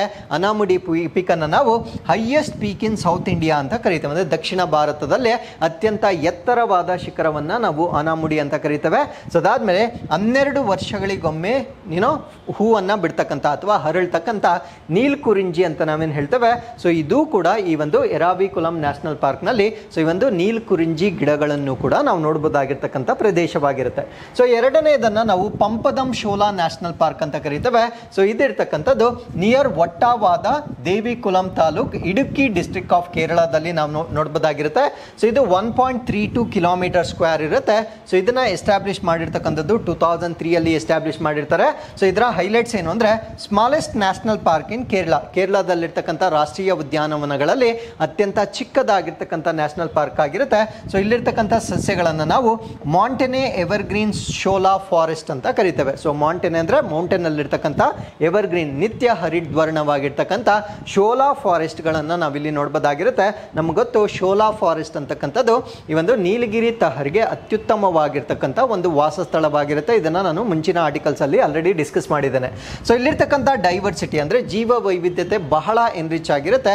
ಸೊ ಅದರಲ್ಲೂ ವಿಶೇಷವಾಗಿ ಕಂಡು ಬರ್ತಕ್ಕಂಥ ಪ್ರಾಣಿಯನ್ನು ನಾವು ಎಲ್ಯೂಸಿವ್ ನೀಲಗಿರಿ ಮಾರ್ಟೆನ್ ಅಂತ ಕರಿತೇವೆ. ಎಲ್ಯೂಸಿವ್ ಅಂದರೆ ಸೊ ಅದು ಆ್ಯಕ್ಚುಲಿ ನಮ್ಮ ಕಣ್ಣಿಗೆ ಕಾಣಿಸಲ್ಲ. ಸೊ ಅದನ್ನು ನಾವು ಸ್ಪಾಟ್ ಮಾಡೋದು ಬಹಳ ಕಷ್ಟವಾಗಿರುತ್ತೆ. ಸೊ ಆ ರೀತಿ ಮಾಯಾವಿ ಆಗಿರ್ತಕ್ಕಂಥ ನೀಲಗಿರಿ ಮಾರ್ಟೆನ್ ಅನ್ನು ನಾವು ನೋಡ್ಬೋದಾಗಿರುತ್ತೆ. ಸೊ ಮೂರನೇದನ್ನು ನಾವು ಚಿನ್ನಾರ್ ವೈಲ್ಡ್ ಲೈಫ್ ಸ್ಯಾಂಕ್ಚುರಿ ಅಂತ ಕರಿತೇವೆ. ಸೊ ಇದರ ಲೊಕೇಶನ್ ಅನ್ನು ನಾವು ನೋಡೋದಾದ್ರೆ Marayur and Kanthalloor panchayats of Devikulam taluk, Idukki district, Kerala. So ಕೇರಳದ ಇಡುಕ್ಕಿ ಜಿಲ್ಲೆಯಲ್ಲಿ ಕಂಡು ಬರ್ತಕ್ಕಂಥ ಒಂದು ಪ್ರದೇಶವಾಗಿರುತ್ತೆ. ಸೊ ಇದರ ಏರಿಯಾ 90.44 ಕಿಲೋಮೀಟರ್ ಸ್ಕ್ವೇರ್ ಇರುತ್ತೆ. So this was established in the year 1984, 1984 ಇದನ್ನು ಸ್ಥಾಪನೆ ಮಾಡಲಾಗಿರುತ್ತೆ. ಸೊ ಇಲ್ಲಿರ್ತಕ್ಕಂಥ ಹೈಲೈಟ್ಸ್ ಅನ್ನು ನಾವು ನೋಡೋದಾದ್ರೆ ಡ್ರೈ ಥಾರ್ನ್ ಸ್ಕ್ರಬ್ ಫಾರೆಸ್ಟ್ ಅನ್ನು ನಾವು ನೋಡಬಹುದಾಗಿರುತ್ತೆ. ಅಂದರೆ ಶುಷ್ಕವಾಗಿರ್ತಕ್ಕಂಥ ಮುಳ್ಳನ್ನ ಹೊಂದಿರತಕ್ಕಂಥ ಕುರುಚಲು ಗಿಡಗಳನ್ನು ಹೊಂದಿರತಕ್ಕಂಥ ಕಾಡಿನ ಪ್ರದೇಶ ಇದಾಗಿರುತ್ತೆ. ಸೊ ಇಲ್ಲಿರ್ತಕ್ಕಂಥ ಪ್ರಾಣಿಗಳಲ್ಲಿ ಇರ್ತಕ್ಕಂಥ ವಿಶೇಷವಾಗಿರ್ತಕ್ಕಂಥ ಬಯೋಡೈವರ್ಸಿಟಿ ಯಾವುದು ಅಂದರೆ ಗ್ರಿಸಲ್ಡ್ ಜಾಯಿಂಟ್ ಸ್ಕ್ವಿರಲ್ ಅಂತ ಕರಿತೇವೆ. ಸೊ ಈ ಚಿತ್ರದಲ್ಲಿ ನೋಡಬಹುದಾಗಿರುತ್ತೆ. ಸೊ ಅದಾದ್ಮೇಲೆ ಇಂಡಿಯನ್ ಸ್ಟಾರ್ ಟಾರ್ಟಾಯ್ಸ್ ಅಂದರೆ ನಕ್ಷತ್ರಗಳ ರೀತಿಯಲ್ಲಿ ಅದರ ಚಿಪ್ಪನ್ನು ನೋಡಬಹುದಾಗಿರುತ್ತೆ. ಇದನ್ನು ನಾವು ಭಾರತದ ಸ್ಟಾರ್ ಟಾರ್ಟಾಯ್ಸ್ ಅಂತ ಕರಿತೇವೆ. ಸೊ ಇದನ್ನು ಕೂಡ ನಾವು ಈ ಪ್ರದೇಶದಲ್ಲಿ ವಿಶೇಷವಾಗಿ ನೋಡಬಹುದಾಗಿರುತ್ತೆ. So with this let's get into question number 9. Sesame ಎಂದರೇನು? So what is Sesame? Sesame ಅಂದರೆ ಸೊ ಇದು ಭಾರತದ ಮೊದಲ domain specific large language model ಆಗಿರುತ್ತೆ. India's first domain specific large language model. So ಇದನ್ನು ಇನ್ ಶಾರ್ಟ್ ನಾವು LLM ಅಂತ ಕರಿತೇವೆ. ಸೊ ಇದನ್ನು ನಾವು LLM ಅಂತ ಕರಿತೇವೆ. ಸೊ ಇದರ ಬಗ್ಗೆ ನಾವಿಲ್ಲಿ ಸಂಪೂರ್ಣವಾಗಿರ್ತಕ್ಕಂಥ ಮಾಹಿತಿಯನ್ನು ಡಿಸ್ಕಸ್ ಮಾಡ್ತಾ ಬರೋಣ. ಸೊ ಈ ಒಂದು ಸಿಸ್ಟಮನ್ನು ನಾವು LLM ಅಂತ ಕರಿತೇವೆ. ಸೊ ಇದನ್ನು ನಾವು ಎಲ್ಲಿ ಯೂಸ್ ಮಾಡ್ತೀವಿ ಅಂದರೆ BFSI ಅಂದರೆ ಬ್ಯಾಂಕಿಂಗ್ ಆಗಿರ್ಬೋದು, ಫೈನಾನ್ಷಿಯಲ್ ಸೆಕ್ಟರ್ ಆಗಿರ್ಬೋದು, ಅಥವಾ ಇನ್ಶೂರೆನ್ಸ್ ಸೆಕ್ಟರಲ್ಲಿ ನಾವು ಯೂಸ್ ಮಾಡಬಹುದಾಗಿರುತ್ತೆ. ತುಂಬ ಸಿಂಪಲ್ ಆಗಿ ಹೇಳೋದಾದರೆ ಈ ಟರ್ಮ್ಸನ್ನು ನೋಡಿ ನೀವು ಕನ್ಫ್ಯೂಸ್ ಆಗೋ ಅವಶ್ಯಕತೆ ಇಲ್ಲ. ಇದೊಂದು ಆರ್ಟಿಫಿಷಿಯಲ್ ಇಂಟೆಲಿಜೆನ್ಸ್ ಆಗಿರುತ್ತೆ. ಸೊ ಇವಾಗ ಯಾರಾದರೂ ಬ್ಯಾಂಕಲ್ಲಿ ಲೋನ್ ತೊಗೊಂಡಿರ್ತಾರೆ. ಸೊ ಅವ್ರ ಬಗ್ಗೆ ರಿಮೈಂಡರ್ಸ್ ಕಳಿಸೋದು, ಮೆಸೇಜ್ ಕಳಿಸೋದು, ಅದನ್ನು ಫಾಲೋ ಅಪ್ ಮಾಡ್ತಕ್ಕಂಥದ್ದು, ಅಥವಾ ಬ್ಯಾಂಕಿಂಗ್ ಸೆಕ್ಟರಲ್ಲಿ ಯಾರಾದರೂ ಮಿಸ್ಯೂಸ್ ಮಾಡ್ಕೊಂಡಿರ್ತಾರೆ ಅಥವಾ ಅಪ್ರಾಪ್ರಿಯೇಷನ್ ಅಥವಾ ದುರ್ಬಳಕೆಯನ್ನು ಮಾಡ್ಕೊಂಡಿರ್ತಾರೆ. ಸೊ ಆ ರೀತಿಯ ಒಂದು ಬಿಹೇವಿಯರನ್ನು ಡಿಟೆಕ್ಟ್ ಮಾಡ್ತಕ್ಕಂಥದ್ದು, ಇವೆಲ್ಲವನ್ನ ಮಾಡ್ಕೊಳ್ತಕ್ಕಂಥ ಒಂದು ಟೆಕ್ನಾಲಜಿ ಅಥವಾ ಕೃತಕ ಬುದ್ಧಿಮತ್ತೆಯನ್ನು ನಾವು LLM ಅಂತ ಕರಿತೇವೆ. ಸೊ ಇದನ್ನು ಇವಾಗ ನಮ್ಮ ಬ್ಯಾಂಕಿಂಗ್ ಸೆಕ್ಟರ್ನಲ್ಲಿ ಬಳಕೆ ಮಾಡ್ತಕ್ಕಂಥ ಒಂದು ಪ್ರಯತ್ನವನ್ನು ಮಾಡ್ತಾ ಇದ್ದಾರೆ. So Setu Setu fintech company has unveiled sesame. So ಈ ಒಂದು ಸಿಸೇಮ್ ಅಂತಕ್ಕಂಥದ್ದನ್ನ ಅನಾವರಣಗೊಳಿಸಿರ್ತಕ್ಕಂಥವ್ರು ಯಾರು ಅಂದರೆ ಸೇತು. ಸೊ ಸೇತು ಅಂತಕ್ಕಂಥದ್ದು ಒಂದು ಫಿನಾನ್ಷಿಯಲ್ ಟೆಕ್ನಾಲಜಿ ಕಂಪನಿ ಆಗಿರುತ್ತೆ. ಅಂದರೆ ನಮ್ಮ ಹಣಕಾಸಿನ ವಲಯಕ್ಕೆ ಸಂಬಂಧಪಟ್ಟಂತೆ ತಂತ್ರಜ್ಞಾನಗಳನ್ನು ಡೆವಲಪ್ ಮಾಡ್ತಕ್ಕಂಥ ಒಂದು ಸಂಸ್ಥೆ ವತಿಯಿಂದ ಇದನ್ನು ಡೆವಲಪ್ ಮಾಡಿರ್ತಾರೆ. ಸೊ ಇದನ್ನು ನಾವು India's first domain specific large language model ಅಂತ ಕರಿತೇವೆ. ಡೊಮೈನ್ ಸ್ಪೆಸಿಫಿಕ್ ಅಂದರೆ ಇದು ಬ್ಯಾಂಕಿಂಗ್ ಅಥವಾ ಫಿನಾನ್ಷಿಯಲ್ ಸೆಕ್ಟರಲ್ಲಿ ಹೇಗೆ ಬಿಹೇವ್ ಮಾಡಬೇಕು ಆ ರೀತಿಯ ಒಂದು ಪ್ರಾಡಕ್ಟನ್ನು ಮಾತ್ರ ಡೆವಲಪ್ ಮಾಡಿರ್ತಾರೆ. ಸೊ ಆ ಒಂದು ಕಾರಣಕ್ಕಾಗಿ ಇದನ್ನು ನಾವು ಡೊಮೈನ್ ಸ್ಪೆಸಿಫಿಕ್ ಅಂತ ಕರಿತೇವೆ. ನಾವು ಬೇರೆ ಸೆಕ್ಟರ್ಗಳಲ್ಲಿ ಇದನ್ನು ಅಷ್ಟಾಗಿ ಯೂಸ್ ಮಾಡಲಿಕ್ಕೆ ಸಾಧ್ಯವಾಗೋದಿಲ್ಲ. ಸೊ ಆ ರೀತಿಯಾಗಿರ್ತಕ್ಕಂಥ ಲಾರ್ಜ್ ಲ್ಯಾಂಗ್ವೇಜ್ ಮಾಡೆಲ್ನ ಈಗ ಈ ಸೇತು ಅಂತಕ್ಕಂಥ ಫಿನ್ಟೆಕ್ ಕಂಪನಿ ವತಿಯಿಂದ ಡೆವಲಪ್ ಮಾಡಿರ್ತಾರೆ. ಸೊ ಇದನ್ನು ಬ್ಯಾಂಕಿಂಗ್, ಫಿನಾನ್ಷಿಯಲ್ ಸರ್ವಿಸಸ್ ಮತ್ತು ಇನ್ಶೂರೆನ್ಸ್ ಸರ್ವಿಸ್ ಸೆಕ್ಟರಲ್ಲಿ ಮಾತ್ರ ನಾವು ಬಳಕೆ ಮಾಡಬಹುದಾಗಿರ್ತಕ್ಕಂಥ ತಂತ್ರಜ್ಞಾನವಾಗಿರುತ್ತೆ. ಸೊ ಈ ಒಂದು ಡೆವಲಪ್ಮೆಂಟನ್ನು ಮಾಡಲಿಕ್ಕೆ ಅವರೊಂದು ಕೊಲಾಬ್ರೇಷನ್ ಅಥವಾ ಸಹಯೋಗವನ್ನು ಮಾಡ್ಕೊಂಡಿರ್ತಾರೆ. ಸರ್ವಮ್ ಆರ್ಟಿಫಿಷಿಯಲ್ AI ಅಥವಾ ಆರ್ಟಿಫಿಷಿಯಲ್ ಇಂಟೆಲಿಜೆನ್ಸ್ನೊಂದಿಗೆ ಈ ಒಂದು ಸಹಯೋಗವನ್ನು ಮಾಡಿಕೊಳ್ಳುವ ಮುಖಾಂತರ ಸೊ ಈ ಒಂದು ಚಾಟ್ GPT ಮಾದರಿಯಲ್ಲಿರ್ತಕ್ಕಂಥ ಒಂದು ಲಾರ್ಜ್ ಲ್ಯಾಂಗ್ವೇಜ್ ಮಾಡ್ಯೂಲನ್ನು ಇವರು ಡೆವಲಪ್ ಮಾಡಿರ್ತಾರೆ. ಸೊ ಇದರ ಕೇಪಬಿಲಿಟೀಸ್ ಅಥವಾ ಸಾಮರ್ಥ್ಯವನ್ನು ನಾವು ನೋಡೋದಾದರೆ enhances various financial service such as credit under writing, fraud detection, loan monitoring, personal finance advisory. ಅಂದರೆ ನಾವು ತೆಗೆದುಕೊಂಡಿರ್ತಕ್ಕಂಥ ಲೋನ್ಸನ್ನು ಮಾನಿಟರ್ ಮಾಡ್ತಕ್ಕಂಥದ್ದು, ಫಿನಾನ್ಷಿಯಲ್ ಫ್ರಾಡ್ ಆಗಿರ್ತಕ್ಕಂಥದ್ದನ್ನು ಪತ್ತೆ ಹಚ್ಚತಕ್ಕಂಥದ್ದು, ಮತ್ತು ಅಡ್ವೈಸ್ ಕೂಡ ಮಾಡುತ್ತೆ. ಅಂದರೆ ನಾವು ಸೇವಿಂಗ್ಸ್ ಏನಾದರೂ ಮಾಡಬೇಕಾಗಿದ್ರೆ ಅಥವಾ ಬೇರೆ ಬೇರೆ ಏನಾದರೂ ಸ್ಕೀಮ್ಸ್ ಇದ್ದರೆ ಆ ರೀತಿಯ ಅಡ್ವೈಸನ್ನು ಮಾಡಬಹುದಾಗಿರ್ತಕ್ಕಂಥ ಒಂದು ಸಿಸ್ಟಮನ್ನು ನಾವು LLM ಅಂತ ಕರಿತೇವೆ.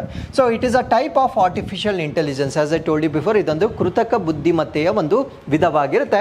Design to understand, generate human like text. ಅಂದರೆ ನಾವು ಹೇಗೆ ಪಠ್ಯಗಳನ್ನು ಜನರೇಟ್ ಮಾಡ್ತೇವೆ. ಫಾರ್ ಎಕ್ಸಾಂಪಲ್, ನಾವೇನೋ EMI ಕಟ್ಟಬೇಕಾಗಿದ್ರೆ ಒಂದು ಮೆಸೇಜ್ ಆಟೋಮ್ಯಾಟಿಕಲಿ ಬರುತ್ತೆ. ಸೊ ಈ ಮಂತ್ಗೆ ಇಷ್ಟು EM ನಿಮ್ಮ ಅಕೌಂಟಿಂದ ಡೆಬಿಟ್ ಆಗುತ್ತೆ, keep sufficient amount of money ಅಂತ ಏನು ಮೆಸೇಜ್ ಬರುತ್ತೆ. ಸೊ ಈ ರೀತಿಯ ಟೆಕ್ಸ್ಟ್ಗಳನ್ನು ಡೆವಲಪ್ ಮಾಡ್ತಕ್ಕಂಥ ಒಂದು ಸಾಮರ್ಥ್ಯವನ್ನು, ಮತ್ತು ಯಾವ ರೀತಿ ಲೋನ್ ರಿಕವರಿ ಮಾಡಲಿಕ್ಕೆ ಏನು ಮಾಡಬೇಕು, ಅಡ್ವೈಸ್ ಹೇಗೆ ಮಾಡಬೇಕು, ಎಲ್ಲ ರೀತಿಯ ಒಂದು ಕೇಪಬಿಲಿಟಿಯನ್ನು ಹೊಂದಿರತಕ್ಕಂಥ ಒಂದು ಸಿಸ್ಟಮ್ ಆಗಿರುತ್ತೆ. So it can generate text, ಅದಾದಮೇಲೆ ಟ್ರಾನ್ಸ್ಲೇಷನನ್ನು ಮಾಡ್ಬೋದಾಗಿರುತ್ತೆ. ಸಮರೈಸೇಷನ್ ಅಂದರೆ ಒಂದು ವಿಷಯವನ್ನು ಅದು ಸಮರೈಸ್ ಮಾಡ್ತಕ್ಕಂಥ ಕೆಪಾಸಿಟಿ ಇರುತ್ತೆ. ಕ್ವೆಶನ್ ಆನ್ಸರಿಂಗ್ ಅಂದರೆ ಯಾರಾದರೂ ಕ್ಲೈಂಟ್ಸ್ ಏನಾದರೂ ಪ್ರಶ್ನೆಗಳನ್ನು ಕೇಳಿದಾಗ ಅದಕ್ಕೆ ಉತ್ತರ ಕೊಡ್ತಕ್ಕಂಥ ಒಂದು ಸಾಮರ್ಥ್ಯವನ್ನು ಕೂಡ ನಾವು ಈ LLM ಅಲ್ಲಿ ನೋಡಬಹುದಾಗಿರುತ್ತೆ. So with this let's get into question number 10. ವಿಶ್ವದ ಮೊದಲ ಕಂಪ್ರೆಸ್ಡ್ ನ್ಯಾಚುರಲ್ ಗ್ಯಾಸ್ ಚಾಲಿತ ಮೋಟಾರ್ ಸೈಕಲ್ ಅನ್ನು ಬಿಡುಗಡೆ ಮಾಡುವುದಾಗಿ ಯಾರು ಘೋಷಿಸಿದ್ದಾರೆ? So who announce the launch of world's first CNG powered motorcycle? ಈ ಪ್ರಶ್ನೆಗೆ ಸರಿಯಾದ ಉತ್ತರ ಸೊ ಬಜಾಜ್ ಆಟೋಮೊಬೈಲ್ಸ್ ಇಂದ ಸೊ ಈ ಒಂದು ವಿಶ್ವದ ಮೊದಲ CIG ಅನ್ನ ಲಾಂಚ್ ಮಾಡ್ತಕ್ಕಂಥ CNG ಅಂದರೆ ಕಂಪ್ರೆಸ್ಡ್ ನ್ಯಾಚುರಲ್ ಗ್ಯಾಸ್ ಅನ್ನ ಬಳಕೆ ಮಾಡಿಕೊಂಡು ಡ್ರೈವ್ ಮಾಡ್ತಕ್ಕಂಥ ಒಂದು ಬೈಕ್ ಅನ್ನ ಲಾಂಚ್ ಮಾಡೋ ಒಂದು ಮಾಹಿತಿಯನ್ನು ಸೊ ಬಜಾಜ್ ಕಂಪನಿಯಿಂದ ಅಥವಾ ಬಜಾಜ್ ಆಟೋದಿಂದ ಕೊಟ್ಟಿರ್ತಕ್ಕಂಥದ್ದನ್ನು ನಾವು ನೋಡ್ಬೋದಾಗಿರುತ್ತೆ. So what is the benefit of this? So petrol ಬದಲಾಗಿ ನಾವು CNGನ ಬಳಕೆ ಮಾಡೋದ್ರಿಂದ ಏನಾಗುತ್ತೆ ಅಂದರೆ ಇದು ಕಾಸ್ಟ್ ಎಫೆಕ್ಟಿವ್ ಆಗುತ್ತೆ, ಅಂದರೆ ವೆಚ್ಚ ಪರಿಣಾಮಕಾರಿಯಾಗಿರುತ್ತೆ.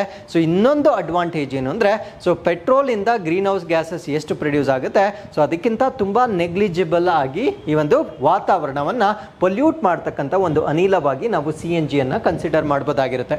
ಸೊ ಈ ಒಂದು ಪ್ರಾಡಕ್ಟ್ಗೆ ಏನಂತ ಬ್ರ್ಯಾಂಡ್ ನೇಮ್ ಮಾಡ್ತಾರೆ ಅಂದರೆ ಬ್ರೂಸರ್ 125 CNG ಅಂತ ನಾಮಕರಣ ಮಾಡಬೇಕಂತ ನಿರ್ಧಾರ ಮಾಡ್ಕೊಂಡಿರ್ತಾರೆ. ಸೊ ಇದು ನಮ್ಮ ಭಾರತ ದೇಶದ ಒಂದು ಟ್ರಾನ್ಸ್ಪೋರ್ಟೇಷನ್ ಸೆಕ್ಟರ್ ಏನಿರುತ್ತೆ ಸೊ ಅದನ್ನು ಸಸ್ಟೈನಬಲ್ ಅಥವಾ ಸುಸ್ಥಿರ ಮಾಡ್ತಕ್ಕಂಥ ಒಂದು ಬದಲಾವಣೆ ಅಂತ ನಾವು ಇದನ್ನು ಕನ್ಸಿಡರ್ ಮಾಡ್ಬೋದಾಗಿರುತ್ತೆ.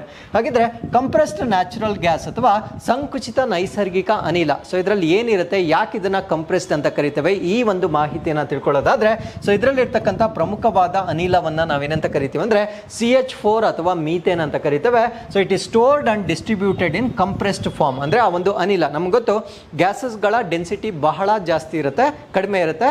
ಸೊ ಲಿಕ್ವಿಡ್ಗಳ ಡೆನ್ಸಿಟಿ ಬಹಳ ಅದಕ್ಕಿಂತ ಜಾಸ್ತಿ ಇರುತ್ತೆ, ಘನರೂಪದ ವಸ್ತುಗಳ ಡೆನ್ಸಿಟಿ ಅದಕ್ಕಿಂತ ಜಾಸ್ತಿ ಇರುತ್ತೆ. ಡೆನ್ಸಿಟಿ ಅಂದರೆ ಸೊ ಅದು ಒಂದು ಪರ್ಟಿಕ್ಯುಲರ್ ಸ್ಪೇಸಲ್ಲಿ ಎಷ್ಟು ಮಾಲಿಕ್ಯೂಲ್ಸ್ ಅದು ಆಕ್ಯುಪೈ ಆಗುತ್ತೆ ಅದನ್ನು ನಾವು ಡೆನ್ಸಿಟಿ ಅಂತ ಕರಿತೇವೆ. ನಮ್ಗೆ ಗೊತ್ತು ಅನಿಲಗಳು ತುಂಬ ವಿಸ್ತಾರವಾಗಿರ್ತಕ್ಕಂಥ ಸಬ್ಸ್ಟೆನ್ಸಸ್ಗಳಾಗಿರ್ತವೆ. ಸೊ ಅದು ಸಪೋಸ್ ನಾನು 1 kg ಅಂತ ನಾನು ಏನಾದರೂ ಗ್ಯಾಸನ್ನು ಕನ್ಸಿಡರ್ ಮಾಡಿದಾಗ ಅದು ಸಾಕಷ್ಟು ವಾಲ್ಯೂಮನ್ನು ಅಬ್ಸರ್ವ್ ಮಾಡ್ಕೊಳ್ಳುತ್ತೆ. ಅದೇ 1 kg ವಾಟರನ್ನು ನಾನು ತಗೊಂಡ್ರೆ ಅದು ಇನ್ನೂ ಕಡಿಮೆ ಸ್ಪೇಸನ್ನು ತೆಗೆದುಕೊಳ್ಳುತ್ತೆ. 1 kg ಯಾವುದಾದ್ರೂ ಘನರೂಪದ ವಸ್ತುವನ್ನು ನಾವು ಕನ್ಸಿಡರ್ ಮಾಡಿದ್ರೆ ಅದಿನ್ನೂ ಕಡಿಮೆ ಸ್ಥಳಾವಕಾಶವನ್ನು ತೆಗೆದುಕೊಳ್ಳುತ್ತೆ. ಸೊ ಈ ಒಂದು ನ್ಯಾಚುರಲ್ ಗ್ಯಾಸ್ ಏನಿರುತ್ತೆ ಆಬ್ವಿಯಸ್ಲಿ ಅದು ತುಂಬ ಸ್ಪೇಷಿಯಸ್ ಆಗಿರುತ್ತೆ. ಅದನ್ನು ಸ್ಟೋರ್ ಮಾಡದೇ ಇದ್ದರೆ ಅಥವಾ ಕಂಪ್ರೆಸ್ ಮಾಡದಿದ್ರೆ ಅದನ್ನು ಪ್ರಾಕ್ಟಿಕಲಿ ನಾವು ಯೂಸ್ ಮಾಡೋದಕ್ಕೆ ಕಷ್ಟವಾಗುತ್ತೆ. ನಮಗೆ ಬಿಗ್ಗರ್ ಸ್ಟೋರೇಜ್ ಟ್ಯಾಂಕ್ಸ್ಗಳು ಬೇಕಾಗಿರುತ್ತೆ. ಅದು ನಾಟ್ ಪ್ರಾಕ್ಟಿಕಲಿ ಫೀಸಿಬಲ್ ಆಗಿರೋದಿಲ್ಲ. ಅದರಿಂದ ಏನು ಮಾಡ್ತಾರೆ ಅಂದರೆ ವಿಸ್ತಾರವಾಗಿರ್ತಕ್ಕಂಥ ಅನಿಲವನ್ನು ಸಂಕುಚಿತಗೊಳಿಸ್ತಾರೆ. ಏನಕ್ಕೆ ಅಂದರೆ ಸ್ಟೋರೇಜ್ ಸುಲಭ ಆಗುವ ಕಾರಣದಿಂದ ಅದನ್ನು ಕಂಪ್ರೆಸ್ ಮಾಡ್ತಾರೆ. ಆ ಒಂದು ಅನಿಲವನ್ನು ನಾವೇನಂತ ಕರಿತೀವಿ ಅಂದರೆ ಕಂಪ್ರೆಸ್ಡ್ ನ್ಯಾಚುರಲ್ ಗ್ಯಾಸ್ ಅಥವಾ ಸಂಕುಚಿತ ನೈಸರ್ಗಿಕ ಅನಿಲ ಅಂತ ಕರಿತೇವೆ. ಸೊ ಇದನ್ನು ಎಷ್ಟು ಪರ್ಸೆಂಟೇಜ್ಗೆ ಕಂಪ್ರೆಸ್ ಮಾಡ್ತಾರೆ ಅಂದರೆ 100% ಎಷ್ಟು ವಾಲ್ಯೂಮನ್ನು ಅದು ಆಕ್ಯುಪೈ ಮಾಡ್ಕೊಳ್ಳುತ್ತೆ ಅದನ್ನು 1%ಗೆ ರೆಡ್ಯೂಸ್ ಮಾಡ್ತಾರೆ. ಸೊ ಅಷ್ಟು ಕಂಪ್ರೆಸ್ ಮಾಡ್ತಾರೆ. ಸೊ 99% ಆಫ್ ದಿ ಸ್ಪೇಸನ್ನು ನಾವು ಲಿಮಿಟ್ ಮಾಡ್ತೇವೆ ಅಥವಾ ಕಡಿಮೆ ಮಾಡ್ತೇವೆ. ಸೊ ಇದರಿಂದ ಕಡಿಮೆ ಜಾಗದಲ್ಲಿ ನಾವು ಹೆಚ್ಚಿನ ಅನಿಲವನ್ನು ಸ್ಟೋರ್ ಮಾಡ್ತೇವೆ. ಅದರಿಂದ ಇದನ್ನು ನಾವು ಕಂಪ್ರೆಸ್ಡ್ ನ್ಯಾಚುರಲ್ ಗ್ಯಾಸ್ ಅಂತ ಕರಿತೇವೆ.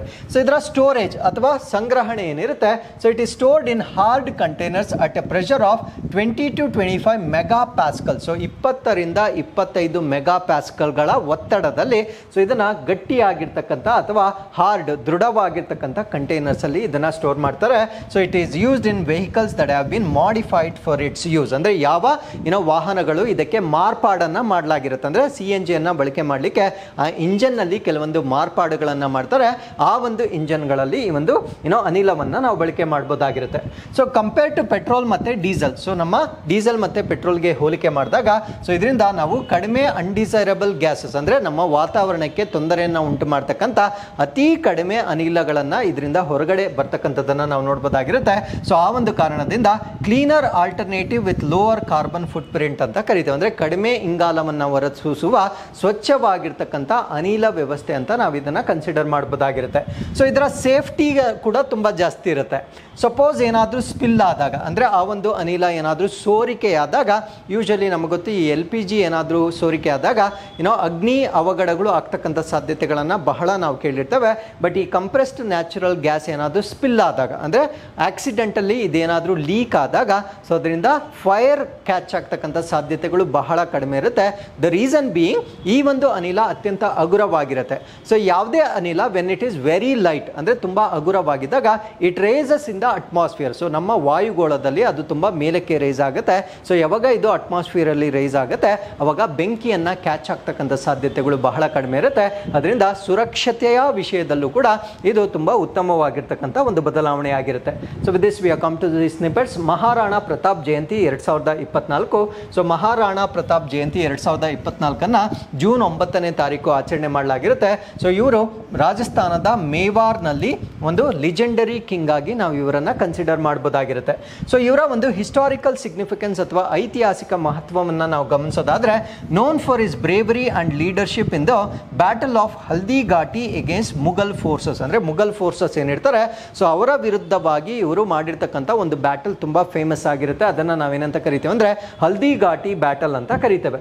ಸೊ ಮಹಾರಾಣಾ ಪ್ರತಾಪನ್ನ ನಾವು ಪ್ರತಾಪ್ ಸಿಂಗ್ 1 ಅಂತ ಕೂಡ ಕರಿಬಹುದಾಗಿರುತ್ತೆ. ಸೊ ಇವ್ರನ್ನ ನಾವು ಕಿಂಗ್ ಆಫ್ ಮೇವರ್ ಅಂತ ಕರಿತೇವೆ. ಸೊ ಇವರು ನಾರ್ತ್ ವೆಸ್ಟರ್ನ್ ರೀಜನ್ ಅಲ್ಲಿ ತಮ್ಮ ಆಳ್ವಿಕೆಯನ್ನ ನಡೆಸಿರ್ತಾರೆ. ಸೊ ಯಾವ ಭಾಗದಲ್ಲಿ ಅಂದ್ರೆ ರಾಜಸ್ಥಾನದಲ್ಲಿ ತಮ್ಮ ಆಳ್ವಿಕೆಯನ್ನ ನಡೆಸಿರ್ತಕ್ಕಂಥ ರಾಜ ಆಗಿರ್ತಾರೆ. ಸೊ ಇವರ ಜನನ ಆಗಿರ್ತಕ್ಕಂಥದ್ದು 1540 ಮೇ 9ನೇ ತಾರೀಕು ರಾಜಸ್ಥಾನದ ಕುಂಬಲ್ಗರ್ ಅಂತಕ್ಕಂಥ ಒಂದು ಪ್ರದೇಶದಲ್ಲಿ ಇವರ ಜನನ ಆಗುತ್ತೆ. ಸೊ ಇವರ ಒಂದು ಕಾಲಾವಧಿ ಅಥವಾ ಆಳ್ವಿಕೆಯನ್ನು ನಾವು ನೋಡೋದಾದ್ರೆ ಫೆಬ್ರವರಿ 28, 1572 ಜಾನ್ವರಿ 1597 ವರೆಗೂ ಅಂದರೆ ಅವರ ಸಾವಿನವರೆಗೂ ಆಳ್ವಿಕೆಯನ್ನು ಮಾಡಿರ್ತಕ್ಕಂಥ ರಾಜನಾಗಿ ನಾವು ಇವರನ್ನ ಕನ್ಸಿಡರ್ ಮಾಡಬಹುದಾಗಿರುತ್ತೆ. ಸೊ ಇವರ ಒಂದು ಪ್ರತಿರೋಧ ಅಂದರೆ ನಮಗೆ ಗೊತ್ತು ಮುಘಲ್ಸ್ ಅಂದರೆ one of the strongest the Kingdom ಅಂತ ನಮಗೆ ಗೊತ್ತಿರುತ್ತೆ. ಆ ರೀತಿಯಾಗಿರ್ತಕ್ಕಂಥ ಕಿಂಗ್ಡಮ್ ಅನ್ನ ಇವರು ಎದುರಾಕೊಳ್ತಾರೆ ಅಥವಾ ಯಶಸ್ವಿಯಾಗಿ ಅವರನ್ನ ಎದುರಿಸ್ತಾರೆ. ಸೊ ಅದರಲ್ಲೂ ಅಕ್ಬರ್ಸ್ ಎಕ್ಸ್ಪ್ಯಾನ್ಷನಿಸ್ಟ್ ಪಾಲಿಸಿ ಏನಿರುತ್ತೆ ಅಂದ್ರೆ ಅಕ್ಬರ್ ಈ ಒಂದು ವಿಸ್ತರಣೆಯನ್ನ ಅಥವಾ ಆಕ್ರಮಣಕಾರಿ ಒಂದು ನೀತಿ ಏನಿರುತ್ತೆ ಸೊ ಅದರ ವಿರುದ್ಧವಾಗಿ ನಿಂತಿರ್ತಕ್ಕಂಥ ಒಬ್ಬ ರಾಜನಾಗಿ ನಾವು ಇವರನ್ನ ಕನ್ಸಿಡರ್ ಮಾಡಬಹುದಾಗಿರುತ್ತೆ. ಸೊ ಇವರ ಬ್ಯಾಟಲ್ ನಾನು ಆಲ್ರೆಡಿ ಹೇಳಿದ್ದೇನೆ, ಬ್ಯಾಟಲ್ ಆಫ್ ಹಲ್ದಿ ಘಾಟಿ 1576 ಅಲ್ಲಿ ನಡೆದಿರ್ತಕ್ಕಂಥ ಒಂದು ಕದನವಾಗಿರುತ್ತೆ. ಸೊ ಈ fought against Mughal forces led by Raja Man Singh. So Raja Man ಸಿಂಗ್ರ ನೇತೃತ್ವದಲ್ಲಿ ಮುಘಲರ ವಿರುದ್ಧ 1576 ರಲ್ಲಿ ಆಗಿರ್ತಕ್ಕಂಥ ಕದನವನ್ನು ನಾವು ಹಲ್ದಿ ಘಾಟಿ ಕದನ ಅಂತ ಕರಿತೇವೆ.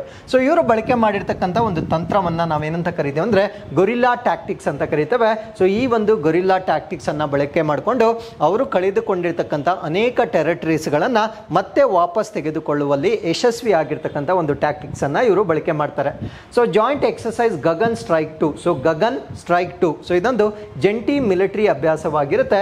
ಸೊ ಈ ಒಂದು ಅಭ್ಯಾಸವನ್ನು ಮಾಡಿರ್ತಕ್ಕಂಥವ್ರು ಇಂಡಿಯನ್ ಆರ್ಮೀಸ್ ಕಾರ್ಗ್ corps and the Indian air force. So ನಮ್ಮ ಭಾರತದ ಸೇನಾದ ಒಂದು ಕಾರ್ಪ್ಸ್ ಇರುತ್ತೆ, ಅದನ್ನು ನಾವು ಕಾರ್ಗಾ ಕಾರ್ಪ್ಸ್ ಅಂತ ಕರಿತೇವೆ. ಸೊ ಅದಾದಮೇಲೆ ನಮ್ಮ ಭಾರತೀಯ ವಾಯುಪಡೆ ಇಬ್ಬರೂ ಮಾಡಿರ್ತಕ್ಕಂಥ ಒಂದು ಜಂಟಿ ಅಭ್ಯಾಸವಾಗಿರುತ್ತೆ. ಸೊ ಈ ಒಂದು ಅಭ್ಯಾಸವನ್ನು ಎಲ್ಲಿ ಮಾಡಿರ್ತಾರೆ ಅಂದರೆ ಪಂಜಾಬ್ನಲ್ಲಿ ಮಾಡಿರ್ತಾರೆ. ಸೊ ಏನನ್ನ ಇಲ್ಲಿ ಅವರು ಟ್ರೈನ್ ಮಾಡ್ಕೊಂಡಿರ್ತಾರೆ ಅಂದರೆ employment of attack helicopters in developed Terence. ಅಂದರೆ ಈ ಒಂದು ಹೆಲಿಕಾಪ್ಟರ್ ನಿಯೋಜನೆಗಳನ್ನು ಮೌಲ್ಯೀಕರಿಸ್ತಕ್ಕಂಥ ಒಂದು ಅಭ್ಯಾಸವಾಗಿ ನಾವು ಇದನ್ನು ಕನ್ಸಿಡರ್ ಮಾಡ್ಬೋದಾಗಿರುತ್ತೆ. So Manipur introduces school on wheels. So ಮಣಿಪುರ್ನಲ್ಲಿ ಶಾಲೆಗಳನ್ನು ವೀಲ್ಸ್ ಅಂದರೆ ವಾಹನಗಳ ಮುಖಾಂತರ ಎಜುಕೇಷನ್ ನೀಡ್ತಕ್ಕಂಥ ಒಂದು ಕಾನ್ಸೆಪ್ಟನ್ನು ಲಾಂಚ್ ಮಾಡಿರ್ತಾರೆ.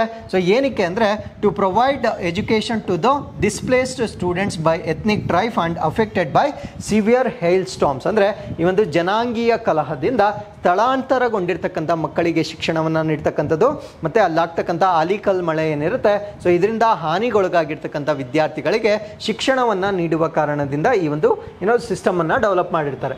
ಸೊ ಇದನ್ನು ಇಂಪ್ಲಿಮೆಂಟ್ ಮಾಡ್ತಾ ಇರ್ತಕ್ಕಂಥವ್ರು ಯಾರು ಅಂದರೆ ವಿದ್ಯಾಭಾರತಿ ಶಿಕ್ಷಾ ವಿಕಾಸ ಸಮಿತಿ ಮಣಿಪುರ್ ಇವರ ವತಿಯಿಂದ ಇದನ್ನು ಇಂಪ್ಲಿಮೆಂಟ್ ಮಾಡ್ತಾ ಇದ್ದಾರೆ. To reach out to the students staying in relief camps across the states. ಅಂದರೆ ಈ ಒಂದು ಸ್ಟೇಟಲ್ಲಿರ್ತಕ್ಕಂಥ ರಿಲೀಫ್ ಕ್ಯಾಂಪ್ಸ್ ಅಥವಾ ಪರಿಹಾರ ಶಿಬಿರಗಳಲ್ಲಿರ್ತಕ್ಕಂಥ ವಿದ್ಯಾರ್ಥಿಗಳಿಗೆ ರೀಚ್ ಮಾಡ್ತಕ್ಕಂಥದ್ದು ಇವರ ಉದ್ದೇಶವಾಗಿರುತ್ತೆ. ಸೊ ಇಲ್ಲಿಗೆ ಇವತ್ತಿನ ಎಲ್ಲ ಪ್ರಚಲಿತ ಘಟನೆಗಳು ಕಂಪ್ಲೀಟ್ ಆಗಿರುತ್ತೆ. So with this we are come to inquest challenge number 692. You can just pass the video here, go through the questions and give us the answers. So this is question number 1 and this is question number 2 ಆಗಿರುತ್ತೆ. So ವಿಡಿಯೋನ pass ಮಾಡಿ ಪ್ರಶ್ನೆಯನ್ನು ಓದಿ ನೀವು ಇದಕ್ಕೆ ಉತ್ತರವನ್ನು ಕಮೆಂಟ್ಸಲ್ಲಿ ತಿಳಿಸ್ಬೋದಾಗಿರುತ್ತೆ. So ಇಲ್ಲಿಗೆ ಇವತ್ತಿನ ಎಲ್ಲ ಪ್ರಚಲಿತ ಘಟನೆಗಳನ್ನು ಕಂಪ್ಲೀಟ್ ಮಾಡ್ತಾ ಇದ್ದೇವೆ. ಸೊ ಮತ್ತೊಮ್ಮೆ ನಾಳಿನ ಅಪ್ಡೇಟ್ಸ್ನೊಂದಿಗೆ ನಾನು ನಿಮ್ಮನ್ನು ಭೇಟಿ ಆಗ್ತೇನೆ. ಸೊ ಅಲ್ಲಿವರೆಗೂ keep reading, take care of your selves, and thank you very much for watching this.